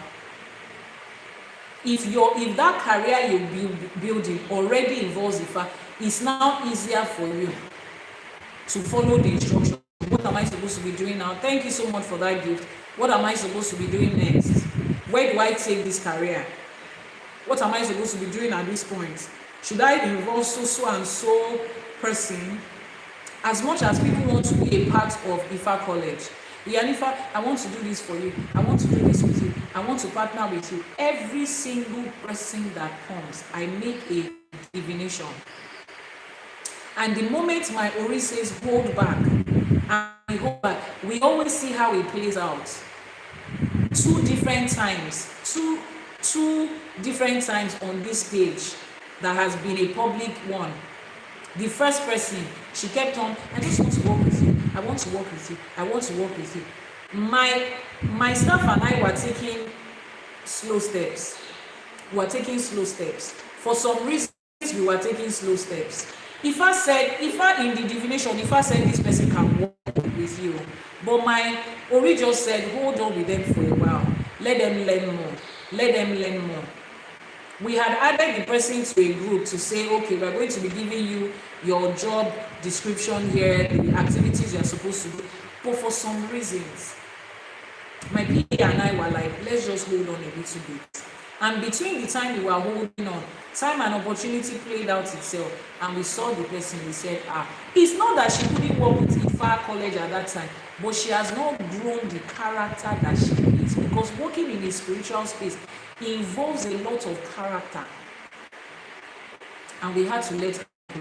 Anytime you are ready and you have learned, and Ifa brings you back into this space and say you are still going to learn here, just like Ifa welcomes everybody to his mat, we welcome you.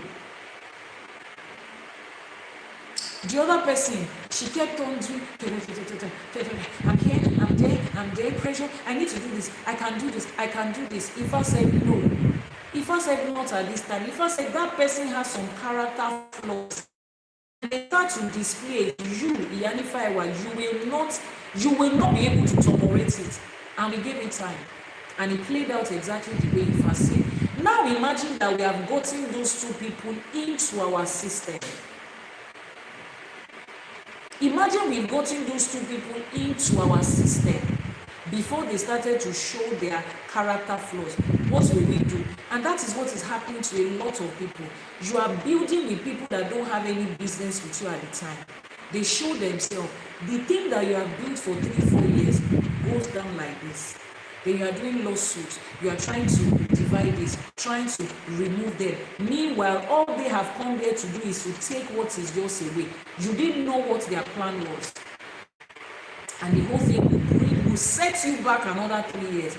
Then you start to go again. Meanwhile, Ifa could have just told you no, or hold on, or wait. Your Ori could have just told you watch, and you would have saved yourself. Even if anything was going to happen, you will fix it in a few days instead of setting you back for like 3 years.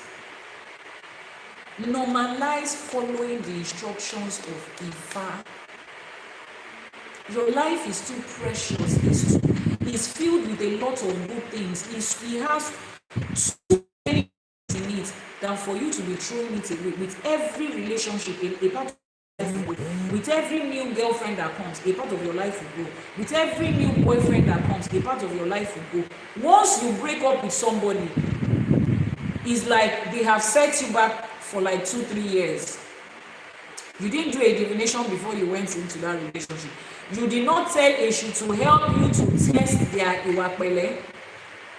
You just fell in love and you jumped. Then you people are building business. You are buying property. You are doing this and that. Then the relationship goes sour. Then you now have to be filing in court. How do we divide this? How do we take this? How do we do this? Something that could have been absolutely unnecessary. Some people, you go into relationship with them, your Ori will continue to warn you. Don't do this yet. They bring up a business idea. Your Ori says, hold on. Ah, babe, the idea I talked about to you yesterday, let's sign it. Your Ori says no. Is in that moment you just start to feel tired and like, babe, I understand, but I'm not as excited as you are with this thing. Can you give me some time? Let me finish the one I'm doing right now. While you are giving them time, something will show up and you will discover that, this person is a good lover. But when it comes to money, this person has zero accountability. That's not the person you want to go into a business partnership. Then you can now sit down and tell yourself, you see this relationship, you are a good lover, you are a provider, you are a protector, you are all of the description that TikTok has for a good man. But when it comes to finances, babe, we cannot do it together. You still need to learn, you still need to go through financial intelligence classes. You need to learn how to handle money. In the meantime, let me handle my money myself. And the moment that sounds to them like a red flag, how can you say you are in love with me and we cannot do money together? It's possible. No, it's possible that we can be in love and money will not jam us together because you don't have financial knowledge. I learned how to handle money for the last 10 years of my life. You didn't learn it. You can start from today, but it doesn't mean I don't love you. It just means my Ori has shown me why I was holding back. If they are not okay with that, next, like, can we move on to something else? Ifa is protecting you. Your Ori is protecting you. Your ancestors are protecting you. Some people are in your life to test you.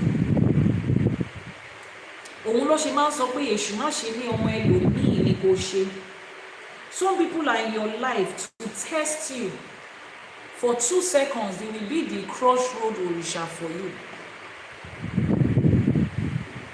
They don't hate you. They are not bad people. They are just there to put your character to test. Everything that you say you have ever known in life, they are putting it to test today and seeing how you are going to display yourself. As human beings, sometimes we might fall and falter. But the moment you catch yourself and you see that, no, this is not the direction, fix it immediately. Fix it immediately. Don't be ashamed of what will somebody say. What will somebody say? It doesn't matter. Fix it immediately. And the person that might be putting you to test might be somebody very close to you. It will put you at that crossroad for you to learn certain things. If you messed up, take responsibility, be accountable, sit down there and ask yourself, how do I fix it? What part of my character was put to test? Where is Ifa shining the light? Is it humility? Is it integrity? Is it loyalty? Is it contentment? Is it patience? Whatever it is, find that character. It always boils down to your Iwa. It always boils down to your Iwapele. It always boils down to that. That is the fundamental thing that Ifa is requiring of you. We don't have thou shalt not, thou shalt not, thou shalt not. But you see the requirements of Iwapele, you have to. Some of you, life has tested your loyalty and you have messed up. And the moment you discover it, sit down there. Don't bury yourself in shame. Don't beat yourself too much. Go to Ifa and say, I messed up in the aspect of loyalty in this and this. Please, how do I fix it? Ifa gives you instruction. Send a message to the WhatsApp number that is on your screen. Please, I'm not seeing you post it. Send a message to the WhatsApp number that is on. It will be posted on it will be typed in the comment section now. It will test your Ewa Pele, fix it, learn it, and then move on. Pin it. The WhatsApp number was posted by Nature by Royal Arts right now, so just copy it. Pin it. Please pin the comment. Okay. All right, it has been pinned on your screen. So it will test your character in whichever way. Anywhere you see that you are faltered, recognize it, fix it, and move on. Continue to learn. Continue to learn. Ifa is a journey, it's not a destination. Nobody has arrived. We are all learning. Something happened in the last 1 or 2 weeks.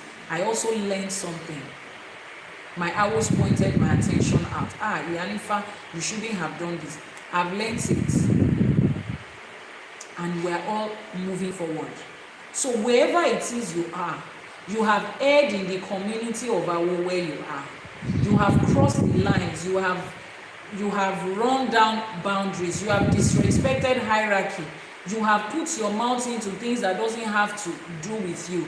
You have displayed yourself out of character. You have been impatient, disloyal, condescending, whatever it is. Find that thing, identify it, look at yourself in the mirror and tell yourself that you effed up, you messed up. Then you go back to Ifa, fix it. How do I fix this? You go back to Ifa, you fix it, and then you move on. Record that progress at that moment, and then you move on. Another crossroad is going to come in future to test if you really, that thing you said you learned, that humility you learned, the loyalty, the consistency, the patience that you learned last week, another day will come, it will be put to test. If you still messed up on that other day, sit down with it again. Go and look for all the ﷺ that talks about humility, loyalty, consistency, patience. Sit down with every ﷺ that talks about it and continue to do your best. Continue to tell yourself. Play 1001 scenarios in your head and learn. Don't let Eshu be the one to teach you sense. Don't let Eshu be the one to teach you. Don't let Eshu be the one to teach you. Some people have to go through that, or they have to go through it. Eshu has to drag them through the situation to learn. But don't let that be you. Learn from the ﷺ. Juliet, thank you so much for that. Learn from the Odù Ifá. Learn from other people that the stories in ﷺ happen to. Learn from the Itan and apply it to your life. It's a lot cheaper, easier, and faster to learn that way than to make Eshu drag you through situations. Because Eshu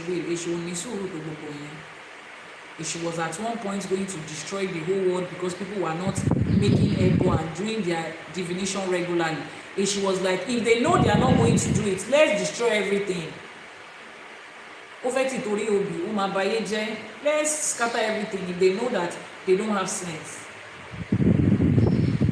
But Ifa said, no, hold on with them. Make ebo for them, make etutu for them. Give ebo to their ancestors so that their ancestors will remind them. Give ebos to their orishas so that their orishas will remind them. You yourself, Eshwadara, take this ebo and relax with these people. They will learn. Relax with them, they will learn. Eshu is relaxing with you today, hoping that you will learn. Eshu ma ṣe bí ọmọ ẹlòmíì ni kò ṣe. Kò ń ṣe ewúre téèyàn kàn ń ṣe off your mouth. Tó o bá fẹ́ kí Eshu ṣe é, ìwọ náà má ṣe rẹ̀. It should be walk in the direction you are walking. The crossroads will come. What is your character going to speak of? Especially as you climb higher in the hierarchy of spirituality. It looks like the higher you climb, the tougher the crossroads are, the tougher the exams are. And at that time, the people that will be used to test you is usually the closest people to you. See, when you are still coming up in Awo, the people that will test you are people that you don't really care about, so you can just overlook them and go. as you climb higher in the hierarchy of spirituality, the crossroads will be set in front of you by the people that you care about the most, the people that you love the most, the people that you have invested into, the people that you have made excuses for, the ones that you have subtle heart for. They are the ones that are going to test you. They are the ones that Ishu is going to use to test you. And with every passing day, the exam gets tougher. I'm not going to lie to you. The exam gets tougher with every passing day. But with every passing day, you should be able to show forth your character. Sùúrù, only sùúrù ni baba ìwà. Sùúrù is the father of all the ìwà. Sùúrù is the king and the lord of all ìwà. Patience is the father of every ìwà. So at every crossroad, sùúrù is the first thing you apply. Before you look for any other ìwà, just apply patience. Just calm down. How can it be this person? Why is it this person? Calm down. Apply sùúrù. Pick up sùúrù as your first ìwà. Pick it. If there is no ìwà that you are going to learn, is patience.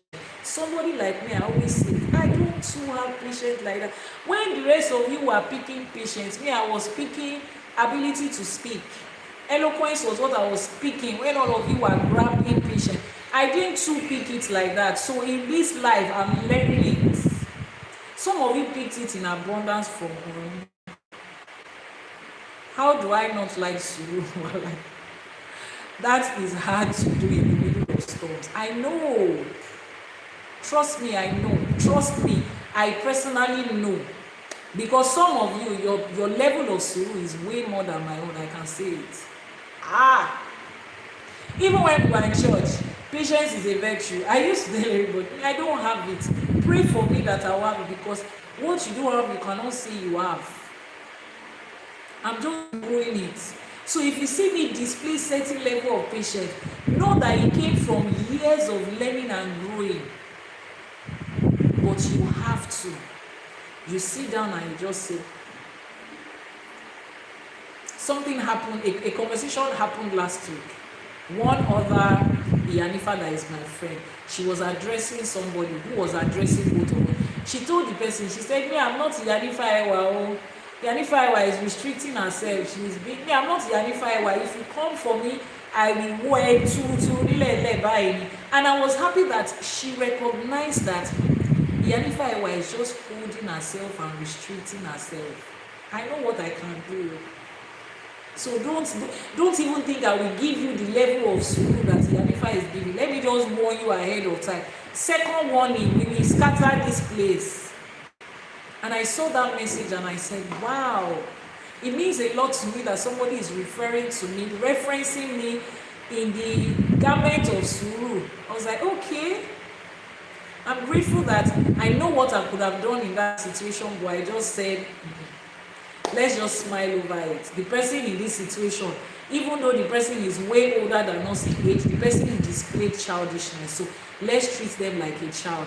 And in all fairness to the person, the person has not become an awo. The person has not grown. The person has not grown in awo. So let's treat the person like the child that they are. That situation allowed me, tested my patience. And I'm just like, okay. I looked at myself in the mirror. I said, girl, you are growing. Your patience is increasing. Look at yourself. 10 years ago, I won't even say anything. I will not say anything. The person will not even know where it's coming from. I will just enter like a storm. There was something I used to say those years, like 15 years ago, about myself. I would say, look at me. I can use 10 million naira to fight 10 naira. You want to disrespect me with 10 naira? I will use 10 million naira to fight 10 naira just to prove a point to you. That was me some years ago. But sùúrù, you will learn it, especially as you are growing up on the ladder of spirituality. You will learn it. it should be test you with it over and over. And like I said, if your Iwapele is not growing, every other thing in your life will not grow. You think Ajay will continue to take care of your finances, Ogun will continue to protect you, and you will be displaying shitty Iwa. It's not going to happen. And when you go back to Ifa to find out, why is this happening like this? Why is this not happening like this? Obi will tell you is Iwa. Ifa will say, watch your character, Iwaini, it will be there in front of everybody. And you know how Ifa will just put your business out there. Ifa does not care. There is nothing that is happening to you that has not happened to any other person before. Ifa will just open your nyash outside like this. And they will say, need to go and watch your Iwa. Ṣé tó bá wo ìwà ẹ̀, tó bá mú wà ẹ̀gún, ṣé òun lẹ́bọ́ fi fi lẹ́bọ́ fi dà? Ifa will say yes. Translated into English, is it when this person watch their character and grows their Iwepele that their ebo for increase of finances will be accepted? Ifa will say yes. Ifa has given you a condition. This ebo has been accepted. On the account that you watch your Iwa, they grow side by side. So today, Eshu is calling us again, reminding us about our Iwa. Eshu is calling us, reminding us that we will be at crossroads in life. That would always happen. What are you going to? Somebody said, if I were embarrassed in front of the world, trust me. And it's not intended to be an embarrassment. If I is just telling you responsibility and accountability. And if I will see it in the presence of people there so that they can hold your hand on the journey. They can hold your hand on the journey. When your Baba hears that Iwa every time your Baba is gisting with you, your Baba will hold you accountable and tell you Iwa. You need to go and watch your Iwa. When we are having a divination, see, personal divination for me by my Oluwo. I have an Oluwo on my team that does my own divination for me personally. Maybe it involves me and somebody. Say, for instance, I want to go into a business transaction with someone, or I want to be friends with someone, and I've done my divination. Baba will say, he will call me by my first name. Iyanifa Ewa, this person is a good person. You know, I know you. He already knows me. He has done 2 million divination for me already. He already knows Suru is what we are learning and we are growing. This person is a good person. This person will bring ire for you, but some things will happen, but he has given me what the Odù Ifá says. He's now having communication with me from a father to a daughter that I know my child. I know you're a very nice person. I know you're a good person. I know you're very loyal. When all of you were picking Suru, loyalty, I picked that one. That one is me and you is together forever, ride or die. We're in this together. So when it comes to anything that Ifa says people should be loyal, my Baba will not say it twice. He knows me. But when it comes to Suru, after he has told me what Ifa said, he will now tell me from one person to another. You just be patient. That person is a good person, but some things will happen. And when he sees that the weight of what is going to happen is going to be too much, don't deal with that person yet. We had a case like that. Ifa said this person is going to bring blessing. Ifa called will be blessing to the person, but Ifa gave a warning. Ifa said this person will display certain characters that will go against what Ifa called stands for, and Iyanifa Ewa will not be able to tolerate it. Ifa says the thing is going to come in a gravity that I will not be able to tolerate it. So Baba just said, Abel, don't do anything with that person right now, because I know you. You are not able to handle this. Somebody else might handle it. Don't do it with that person right now. Let them give their ebo and itutu. Then we can ask Ifa later. And I took this. And eventually when the situation played out, I went back to Baba and said, the person has done what Ifa said that they are going to do. He said, Shebi, I told you. There are so many things I can overlook, but there are certain things that is the core of who I am, the core of what I represent, the core of what this institution represents. We will not overlook that one. So there are certain situations where the test is more than you can handle, if I will say just leave it. No, I would try it. What is it that can happen? We are going to fix it. You don't have the capacity to fix everything. You do not have the capacity to fix everything. Some things, if I just say, no, you are not ready for this, avoid it, just go. Leave it. That thing looks loving and shining, leave it, just go. And sometimes, if I will say, walk through it. Yesterday, Olorumena and I were speaking on a situation. And the two of us both came to a conclusion. Why is Ifa always telling us, but there is blessing in it, but you be patient? Why is Ifa always testing our patience? Why is Ifa not testing something else? Why is it our patience that Ifa is testing? Oh yeah, it's the part of the other part we have passed now. When it comes to loyalty, me, I've passed the test way long ago. Consistency. Nobody has to tell you that. We have passed the test. Empathy, we have passed the test. Contentment, we have passed the test. But some of us, that's true. Be patient. Some of you is loyalty that if I will continue to test you with, because that is the part that has 2% on your scale of 0 to 100. But you need to learn it. Today's teaching has taught me that not everybody is mature. For some people, it's accountability that they are learning. That's the part that will always be put to test. Would you take responsibility and be accountable and say, you know what, this is what I did wrong. I didn't know this. I'm just learning. How do I fix it? I'm ready to fix it. Let's continue to go. Because the fact that you lack accountability does not make you an entirely bad person. Your Ori still has a lot of ire that can give to you, that can give to the other person you are involved with. It doesn't make you a bad person. It just means that part of your life, you need to work on it. Work on that aspect of your life. Accept it, fix it. And that's why I said that's one of the things that took our ancestors away willingly.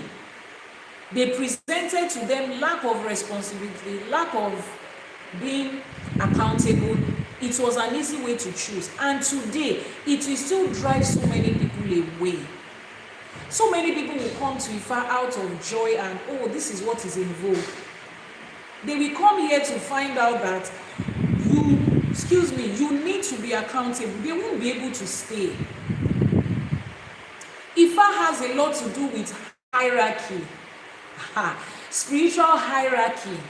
See, one of the ways by which a person can shoot themselves in the leg in this practice of Ifa is for you not to respect the hierarchy of people that are in front of you. When you come into Awo, take Awo Ogboni for an example. One of the first things they will teach you, if you find yourself in a situation where you are speaking against the people ahead of you, that is a proof that aye ti n share, àwọn tó láyé wọ́n ti ń share, the negative side of life wọ́n ti ń di ẹni èdí tí ń di ẹ̀ fún ayé tí ń fún ayé tí ń ṣe àṣàsí tí ń bá ẹni yẹn. When the negative side of life wants to deal with somebody, they tell them to go and disrespect hierarchy and authority in spirituality. That's what we tell ourselves. You want to know that aye sheyan. I don't know how to say aye sheyan in Yoruba. Aye is doing somebody. I don't know the ways. Please, if you know how to explain pe aye sheyan, edindiyan, efunfunyan, asasiti mo eni yen. If you know the word for it in comment section, eba wa type we sibe. Because they don't want much man describe it. But that is the first proof pe aye sheyan. You see people that are your spiritual authority, people that you once boldly acknowledge as spiritual authority, people that you once boldly came into their space and said, oh, I recognize your spiritual authority, I want to learn from you, I want to feed under you, I want to do this. You now go and disrespect them openly like this. You disrespect the office and the titles that they grew with their sweat and their blood. Ayé tí ń ṣe ẹni yẹn nìyẹn. Àwọn tó láyé ti ṣe tó láti fi ẹni yẹn ṣe ẹ̀sín, wọ́n á ní kó lọ ṣe ayé. So that they can find a reason to hold on to. The negative side of life is ready to destroy that person. They will set the person up against spiritual hierarchy. The person will disrespect spiritual hierarchy. They will now hold it as a reason to fight the person, because they are not going to fight you without a reason. They will allow you to lose character, to forget your iwapele. You now start to talk anyhow to people in spiritual authority, because you have become familiar with them. Ayé tí ń ṣe ẹni yẹn. Táyé bá dẹ̀ ṣe èèyàn, kò sóògùn ẹ̀, kò sẹ́bọ̀ ẹ̀, my dear sister and brother, kò sóògùn ẹ̀, kò sẹ́bọ̀ ẹ̀ lọ. Until you go back to the place where you disrespected spiritual authority. It's not that person you are disrespecting. It's the orishas that gave that person the authority that they have that you are disrespecting. In America, we do not allow traditional teaching, so we don't know better. Yes, but we are all learning. We are all learning. Ignorance is not an excuse before the law. Those of us that are in Nigeria, it's not like we know more than you do. I feel like Ifa has more hold in America today than it does in Nigeria. A lot of you will be surprised to know that. You have more people openly identifying with Ifa in the States today than you have in Nigeria. Take it to the bank. So we are all learning. And there is, like I said, there is no ebo and etutu for it. You will go back and mend the part that you were disloyal and disrespectful to that awo. You will go back there and mend the part of it. If not, they have something to hold against you at every time. Do you know the council elders that came together and gave that person a title? You think somebody in our just comes to publicly just say, my name is... Do you know the rituals and ceremonies that they went through to earn that title? Do you know what it cost them? Do you know the people that placed that crown on their head?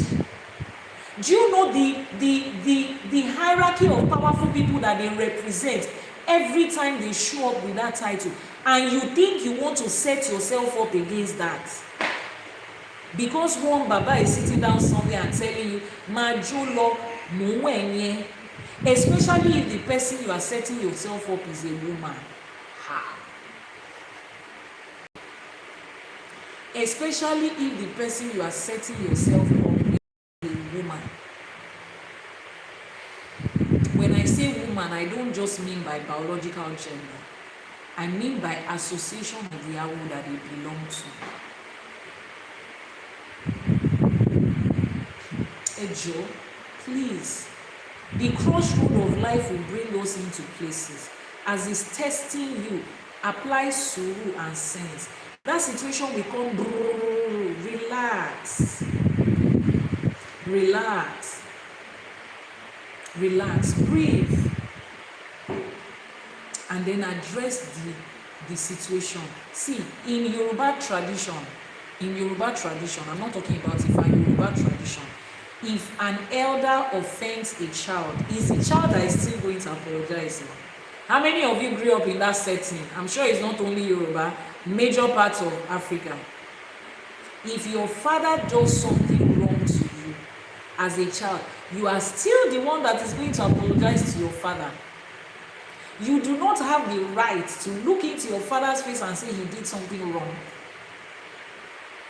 It's tradition, and I told you, I said, the tradition of the Yoruba people is embedded in their spirituality. It is not in your place to look at them in the face and say they've done something wrong. You can go and speak to your father's brother and say, I see what daddy did, and I was explaining something to him, and he didn't hear, and this and this. You can go to his friend, to his close friend or his brother, to show, and you will say it in a way that it's not as if I'm saying what daddy did is wrong, but I'm just saying you to look at it. They are the ones that we call daddy and tell daddy what you that child is not good. Kuda is a child. We cannot say it in the presence of the child, but what you did is not good. And if his friends wants to correct him, they are not going to correct him in the presence of the child, despite the fact that they unanimously have accepted that what that person did is wrong. They will see it among elders. Then he will come and he will, try to bribe you with pizza and ice cream. Do you want to go for a vacation? That's the best of sorry you can get from an elder. There is no tradition in any corner of Africa that will now say the elders should sit down and be apologizing to you in the presence of people. Because see, I didn't make those rules. I did not make those rules.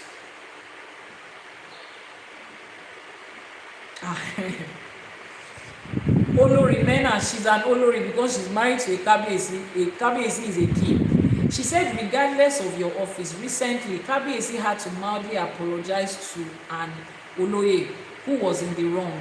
But for his age, he apologized.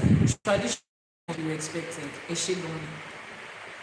These things are there. It's not just Yoruba people choose to do this. It's embedded in our spirituality. So when you want to get close to spiritual hierarchy and spiritual authority, understand these things. Don't go and shoot yourself in the leg. Don't use chain to tie your own leg by yourself.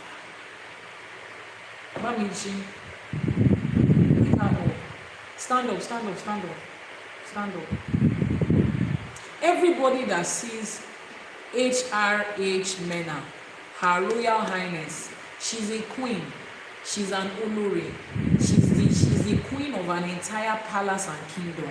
It's not the association of a queen was born yesterday, a queen was born today. So when you want to speak to her, you are not speaking to her as this fine lady that she is. You might even be older than her. You might even, as a Hausa woman, your firstborn might even be older than her. But you are speaking to her in the capacity of an office that she holds. If two people are friends and suddenly one of them becomes a king, the next time his friend sees him, his friend has to bow down and pay homage. His friend cannot, except the Kabiyesi request, guy, abeg, speak to me as a brother to a brother. Okay. From that moment, conversation has changed. From that moment, he is no longer speaking to his friend. He is speaking to the entire authority of a kingdom. He is speaking to all the ancestors that backs up that throne. If you have watched indigenous Yoruba movies, you will see the way Iyaoba, the mother of the king, addresses her own son. Even if it feels unfair, exactly. Even if it feels unfair, it is what it is. You see the way the king's mother speaks to her own son the moment he has become king. Ejo, Kabiyesi, and she will not stand there and say, I'm the one that gave birth to you. If I did not train you well, are you going to be on that? She cannot see that though. She cannot see that though. And that respect is going to that office. So those of you by association and friendship, you are close to spiritual authority. Breathe. Don't lose track of the fact that they are spiritual authority. In the moment of your anger, don't lose track of it.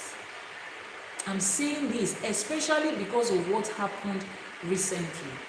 The person has sent messages to me via email. The person is not even addressing us by our title again. He's addressing us by first name that they are privileged to know just because they are close to us. You are addressing a spiritual authority by their first name because you are angry and you want to show them that you are on the same level with them. There's nothing they've done in life that you have not done. I beg you. Think about the people that care about you. Think about the fact that the people that place them under authority, if they decide to defend them, the people that care about you are the ones that will be running helter-skelter to say, kí ló ṣẹlẹ̀, kí ló ṣẹlẹ̀. Wọn ò dẹ̀ ní mọ̀ pé ní etí ló fẹnu kan níbi kan. You think you can walk into a kingdom and disrespect the king? because you are the one that changed his diapers when he was young, and the entire kingdom will look at you. Àwọn balógun tó wà ń bẹ̀ wọ́n á máa wò ẹ́. The olóyès that are there will be looking at you, coming to disrespect their king. They don't care if that king is 14 years old. They don't care if that king is 14 years old. The entire kingdom is coming to protect. They are coming to protect that throne of their ancestors. They are protecting their name, and they will fight anybody to finish just protecting that. They will fight everybody to finish just protecting that. It is then that you'll be asking yourself that, is it not one person you had an issue with? No, it's not one person. The millions of people that are backing that person, the sacrifice they are making for the millions of people that is backing them. A king is sitting on his throne, taking decisions every day to have peace on the land. He's doing this sleepless night just to make sure that his people are living at peace. And you want to come and disrupt that peace, and you expect them to sit down and be watching you. Nítorí ẹ̀ mo ṣe ní ayé ti fẹ́ ṣe ni assassin èdè ni àṣìṣe ni ṣìṣe tó sọ fún gbéwúrẹ́ ibi tó ti bẹ̀rẹ̀ ni. So I beg of you, your ìwà pẹ̀lẹ́ will be tested at every point. If you know you cannot handle familiarity with spiritual authority, move back. Watch them from afar. I learned that when I was in church. I don't make friends when I was in church. I don't make friends with pastor. If we did not see anointing more than the oil they were pouring on your head, I just want to walk from afar. I don't want to be your friend, because I cannot speak to you the way I will speak to a friend. I don't know what I'm going to say to you that will annoy the angels that are working with you. Now that we know the truth, I don't know what I will say to you that will vex the orishas that you are working with you. And some of them think, me too, I have my own orisha, me too, I have my egbe.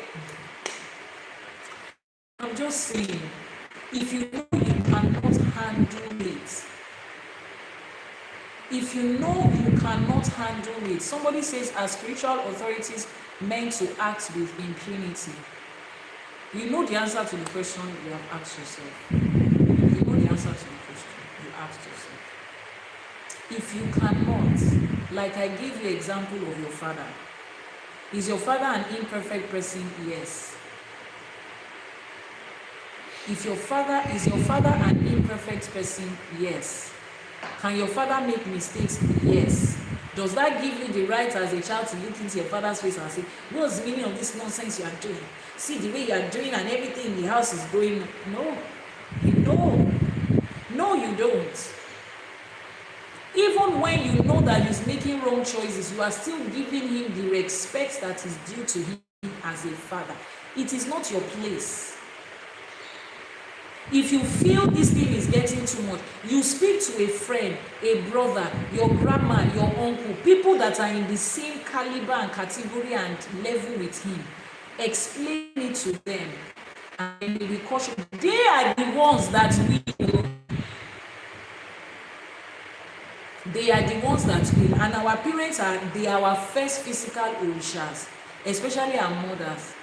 When you orisha, be ìyá òsì kò sí láyé, that's an orisha example for you. That's your first example of spiritual hierarchy, physical hierarchy, social hierarchy, everything hierarchy.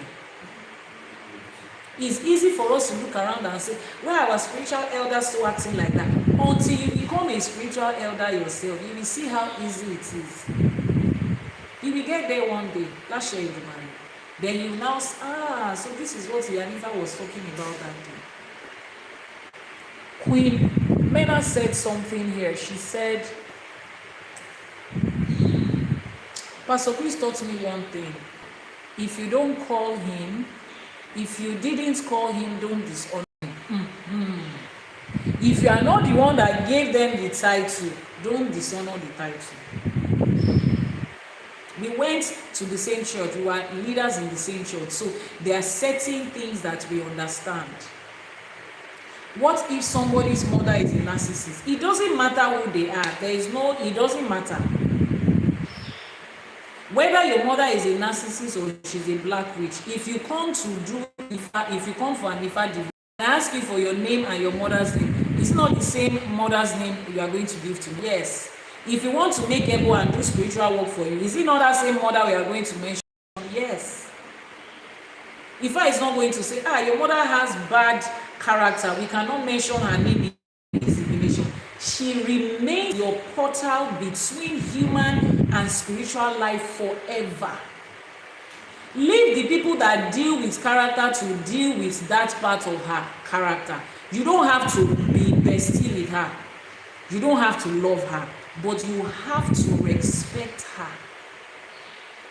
Monikini Ishesheni, we have talked about that Odù Ifá that talks about Ifa and your parents, the role that your parents hold in your Ifa and Ishesheni. Go to YouTube and watch it. Monikini Ishesheni, they started from Iyanifa Ishesheni. What is your Ishesheni? What is your traditional practice? What is your practice to Ifa? They started by saying your mother is your Ishesheni. That's the first one. Your father is your Ishesheni. That's the second one. Before he comes to your Ifa is your Ishesheni. Ìyá ẹni ni Ìṣẹ̀ṣe ẹni, bàbá ẹni ni Ìṣẹ̀ṣe ẹni, Ifá ẹni ni Ìṣẹ̀ṣe ẹni, orí ẹni ni Ìṣẹ̀ṣe ẹni. In that order, your mother, your father, your Ifa, and your Ori. It doesn't see. I always say this when people say I cannot relate with my parents because they have this shortcoming, they have this attitude. The Orishas we are giving able to, how many of them were perfect? The Orishas we are giving able to, how many of them had character flaws? And the ones that didn't have, all of them had character flaws. There is no such thing as perfect. Sit down and study the Orishas, you will say, But Olódùmarè still placed them in a place of authority that today, even after we have seen their shortcomings in life, we still give ebo to them. They still represent and display different powers of Olódùmarè to us. So if you can accept Orunmila with all his shortcomings and still reverence Orunmila, you can accept Osun with all her shortcomings when she was in this side of life and still reverence Osun. I don't understand why you find it difficult to reverence the spiritual authority you are seeing today and your mother and your father you are seeing today, despite their flaws. That's the way it is. They come first. They come first. Especially your mother. By extension, spiritual physical. After you have even joined I will also tell you again that if your physical mother calls you for something and your spiritual mother calls you for something, your spiritual mother is the first person that you will answer, because your spiritual mother is able to take you from somewhere that your physical mother cannot show up for you, no matter how much she loves you. These hierarchies are there. You don't understand it yet. Move back a little bit. Watch it from afar and understand it from afar. Don't rush into it with excitement. I know you are excited. I know you are XYZ, ABC. It's okay. But deal with these things from afar.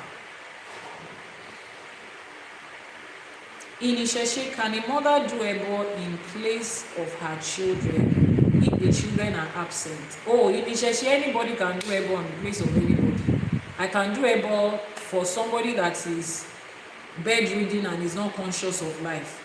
I can do ebo for somebody that is in prison that needs. You can do ebo. You can do divination on behalf of somebody, and whatever ebo is there, you can do it for them without informing them. Oh yes, you can.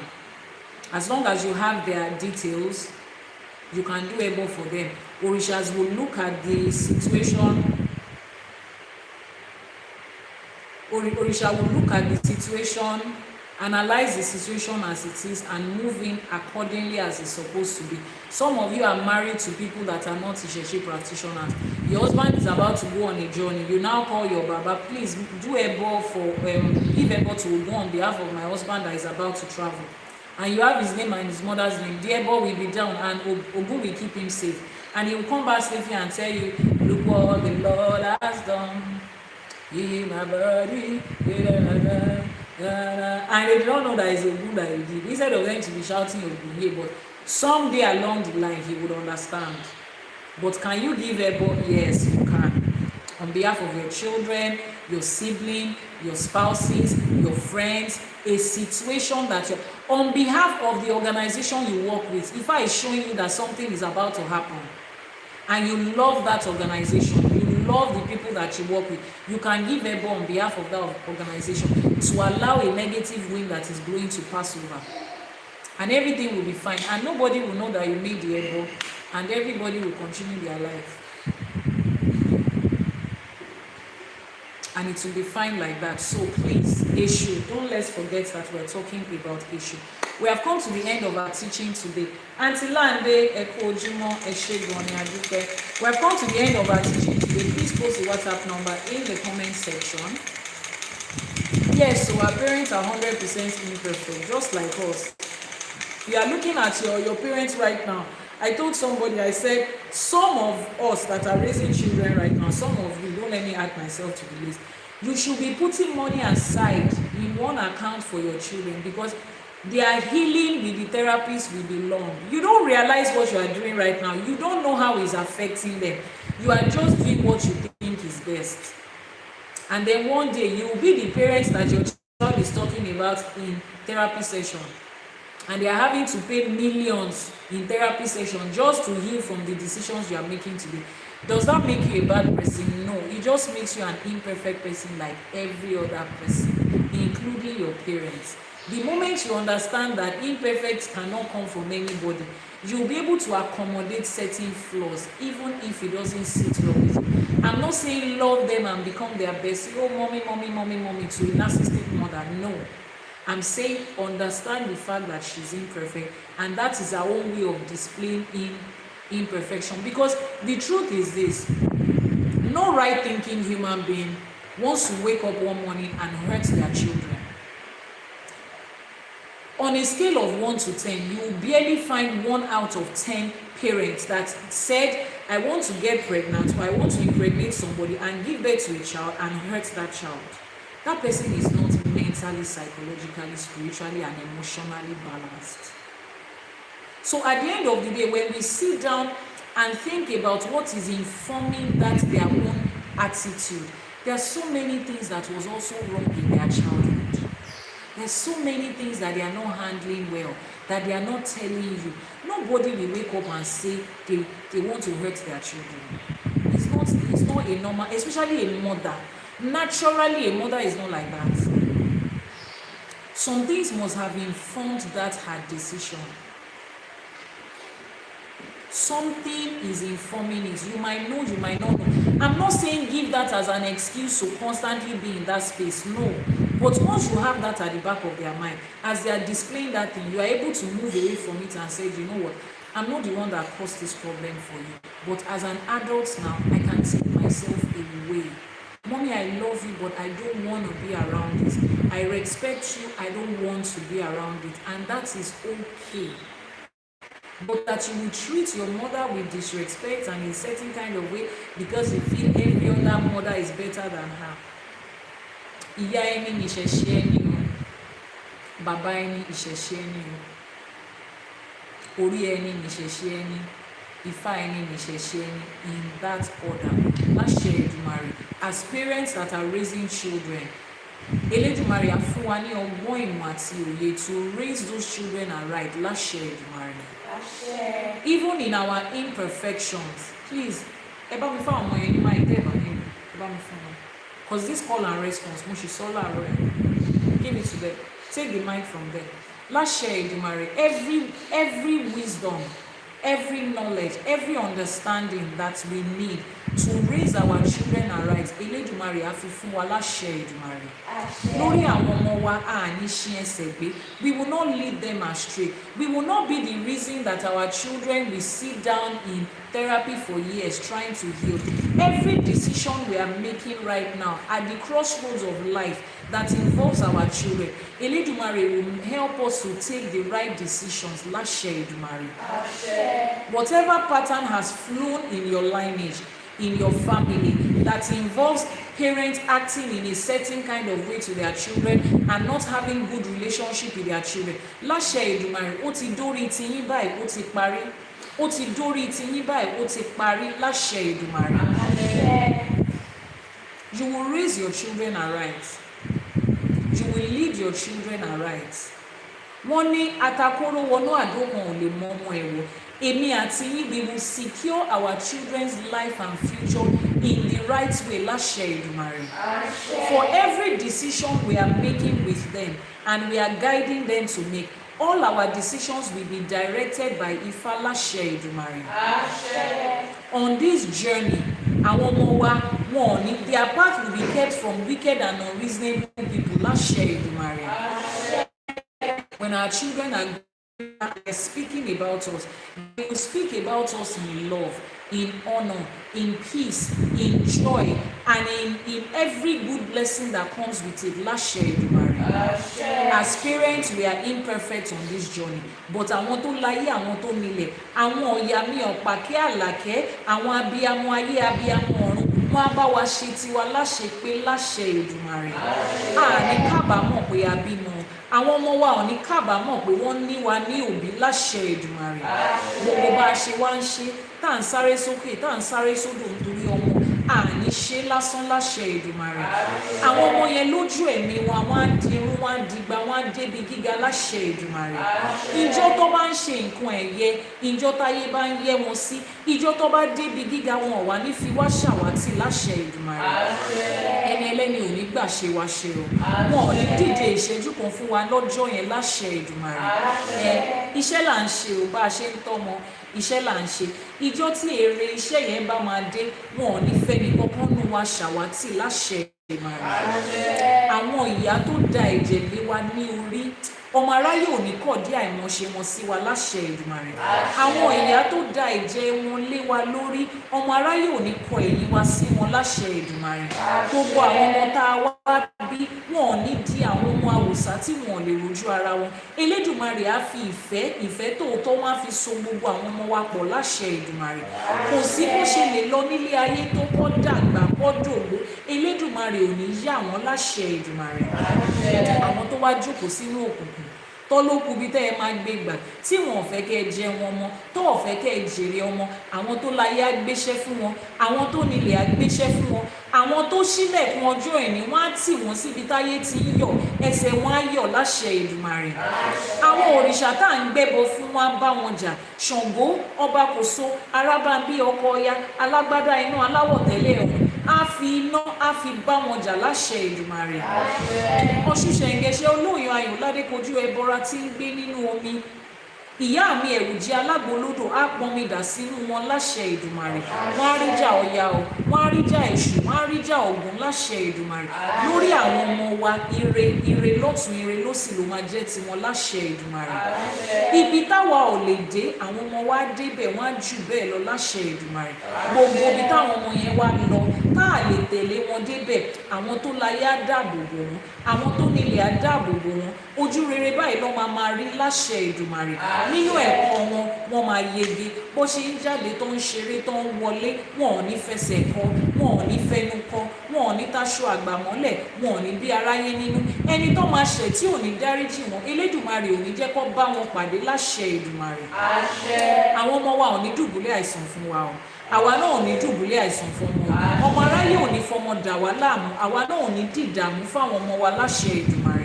Àìsàn kéré ó tóbi ni, ó gbóògùn ni, kò gbóògùn ni, ọmọ aráyé ò ní fi kankan nú ẹ̀ṣà àwọn ọmọ wa. Láṣẹ Èdùmàrè. Àwọn ọmọ aláyọ̀, àwọn ọmọ ìdùnnú, àwọn ọmọ eré, àwọn ọmọ ajé, òun lè Elédùmarè á ṣe wọ́n fún wa. Láṣẹ Èdùmàrè. Ẹ̀kọ́ nípa òrìṣà Èṣù lẹ̀kọ́ tá à ń kọ́. Láṣẹ Èdùmàrè. Gbogbo irọ́ tó ti pa fún wa nípa Èṣù, Ifá atórí ẹni tí ò sunwọ̀n ṣe á bá wa yọ kúrò. Láṣẹ Èdùmàrè. Ifá afinimọ̀nà ọmọ aráyé á fi ọ̀nà hàn wá débi tá a ti máa mọ Èṣù, nǹkan tó jẹ́ nínú ayé wa, what Èṣù stands for, and the benefit of that òrìṣà. As we go into these studies of Èṣù, you and I will see it. we will be able to accept the truth and know it and work with it. And we will look at Orisha Eshu and say that I am grateful that I have come to know Eshu this way in my lifetime. Láṣẹ Èdùmàrè. Kí ló dé tí mi ò tí kọ́ ẹ̀kọ́ yìí tipẹ́tipẹ́, òun lórin tó máa jáde lẹ́nu wa o. Láṣẹ Èdùmàrè. Ní kábàámọ̀ pé a ṣe o. Èṣù láàlú ògiri òkò láàróyè abẹ́ṣóńṣó lórí àṣebà. Wọ́n ní ẹlẹ́kùn sunkún láàróyè ìsìnkè, ẹlẹ́kùn ṣunú láàróyè ìṣùfún. Èṣù láàlú àṣebà àṣebà àṣebà. A ní ní gbogbo ọ̀nà ibi tá a bá dé kí èṣù aládé, èṣù ọlọ́lá, èṣù olówó, èṣù ilé kó dúró tì wá, kó dáàbò bò wá, kó bá wa ṣe tiwa láṣepé láṣẹ Èdùmàrè. Àwọn tó wá jókòó tó ní okùn ibi tá a máa gbé gbà kí ṣì ṣe wọn kó tí wọn pọ̀ ń gbọ́n lu Ògún kó Ògún fi ẹ̀jẹ̀ wọn wẹ̀ láṣẹ Èdùmàrè. Ẹ̀kọ́ Ifá tá à ń kọ́ yìí ní kọ́ lásán, èmi àti yín ò ní kọ́ lásán. Ọgbọ́n tó wà ń bẹ̀ ló máa jẹ́ tiwa, ìmọ̀ tó wà ń bẹ̀ ló máa jẹ́ tiwa, ire tó wà ń bẹ̀ ló máa jẹ́ tiwa láṣẹ Èdùmàrè. Títí ọ̀la tá a tún máa pàdé lórí ètò wa ní àwíṣẹ́ ní tifá, àfọ̀ṣẹ́ ní tọ̀rúnmìlà. Àbátálágẹ ọmọ bá dá báyìí òun lòrìṣà òkè ń gbà. Àbátáwa ti dá lẹ́nu òrìṣà òkè ti bá wa fàṣẹ sí. Ó ti rí bẹ́ẹ̀, ó ti ṣẹ bẹ́ẹ̀, àṣẹ ti gùn láṣẹ Èdùmàrè. A ní kí Ifá ó bá wa ṣe, kí Elédùmarè ó bá wa ṣe, àwọn tó ṣàwo kù sẹ́yìn kó bá wa ṣe.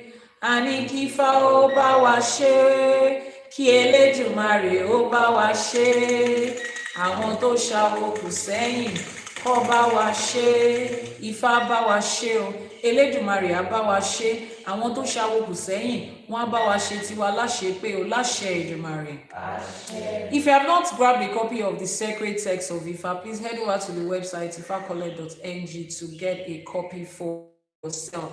If you need to ask any questions, you want to make divinations, you want to do your ceremonies, you want to get your own Odù, your own Ifá, buy spiritual products and every other thing in between, please send a message to the WhatsApp number that is now pinned on your screen. If you are joining us for the first time, this is season 4, episode 13, and today is the 99th episode.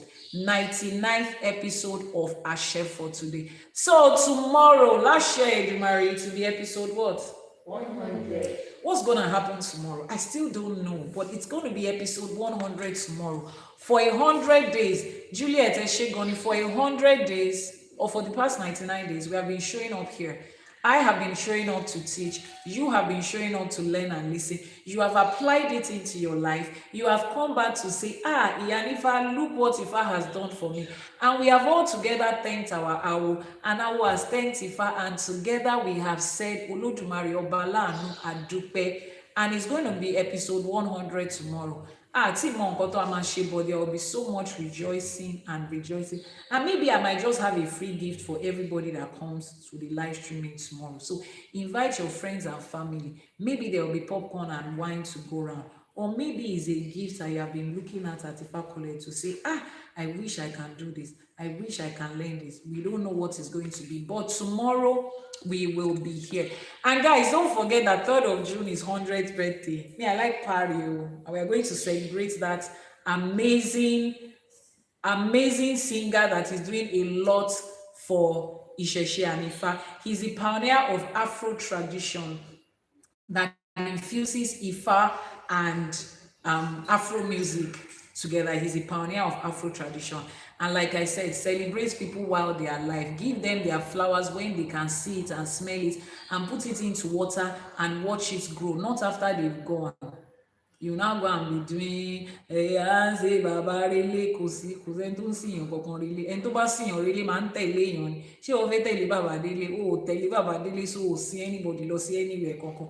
Give them their flowers while they are here. It's a lot of work to be able to do that. So we still don't know what the party is going to look like, but trust us, the entire Ifá Collect team is going to turn up, and we're going to record it and share it, and maybe live stream, depends on how intimate or open the celebration is. But you can just support him by following his page, by streaming his videos, liking, sharing, you know, let's all do it together.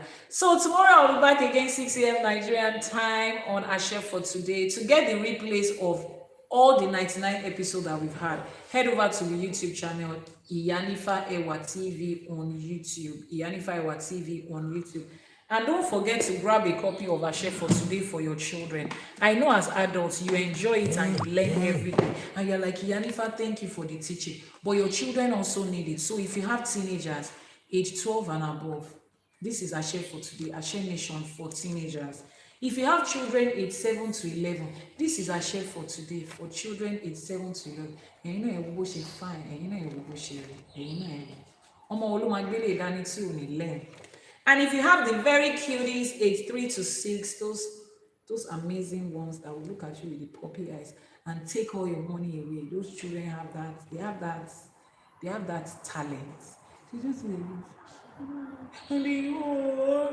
don't let them take your money. Let them take this one. This is the one that's supposed to give them. Stop giving them ice cream and yogurt. See, give them ΙΣΕΕ for today for children. So head over to the website ifakole.ng and order for these amazing books, and we will see you tomorrow. Digital copy is available on the website. So digital copy is available on the website. Just go to the website ifakole.ng. ifakole.ng, and you will find everything there. Until tomorrow when I come your way, everybody on YouTube, I appreciate your time here. Thank you so much. And I know that we have learned a lot, and all you have to do, if you're catching a replay of this video, every information you need will be in the description box below. Subscribe, turn on notifications so that the next time we come on the live streaming, you will be here. Elédùmarè, Ifá gbè wá o. Ifá gbè wá, Elédùmarè á gbè wá. Àwọn alálẹ̀ ilẹ̀ yìí wọ́n á gbè wá láṣẹ Èdùmàrè. Àṣẹ.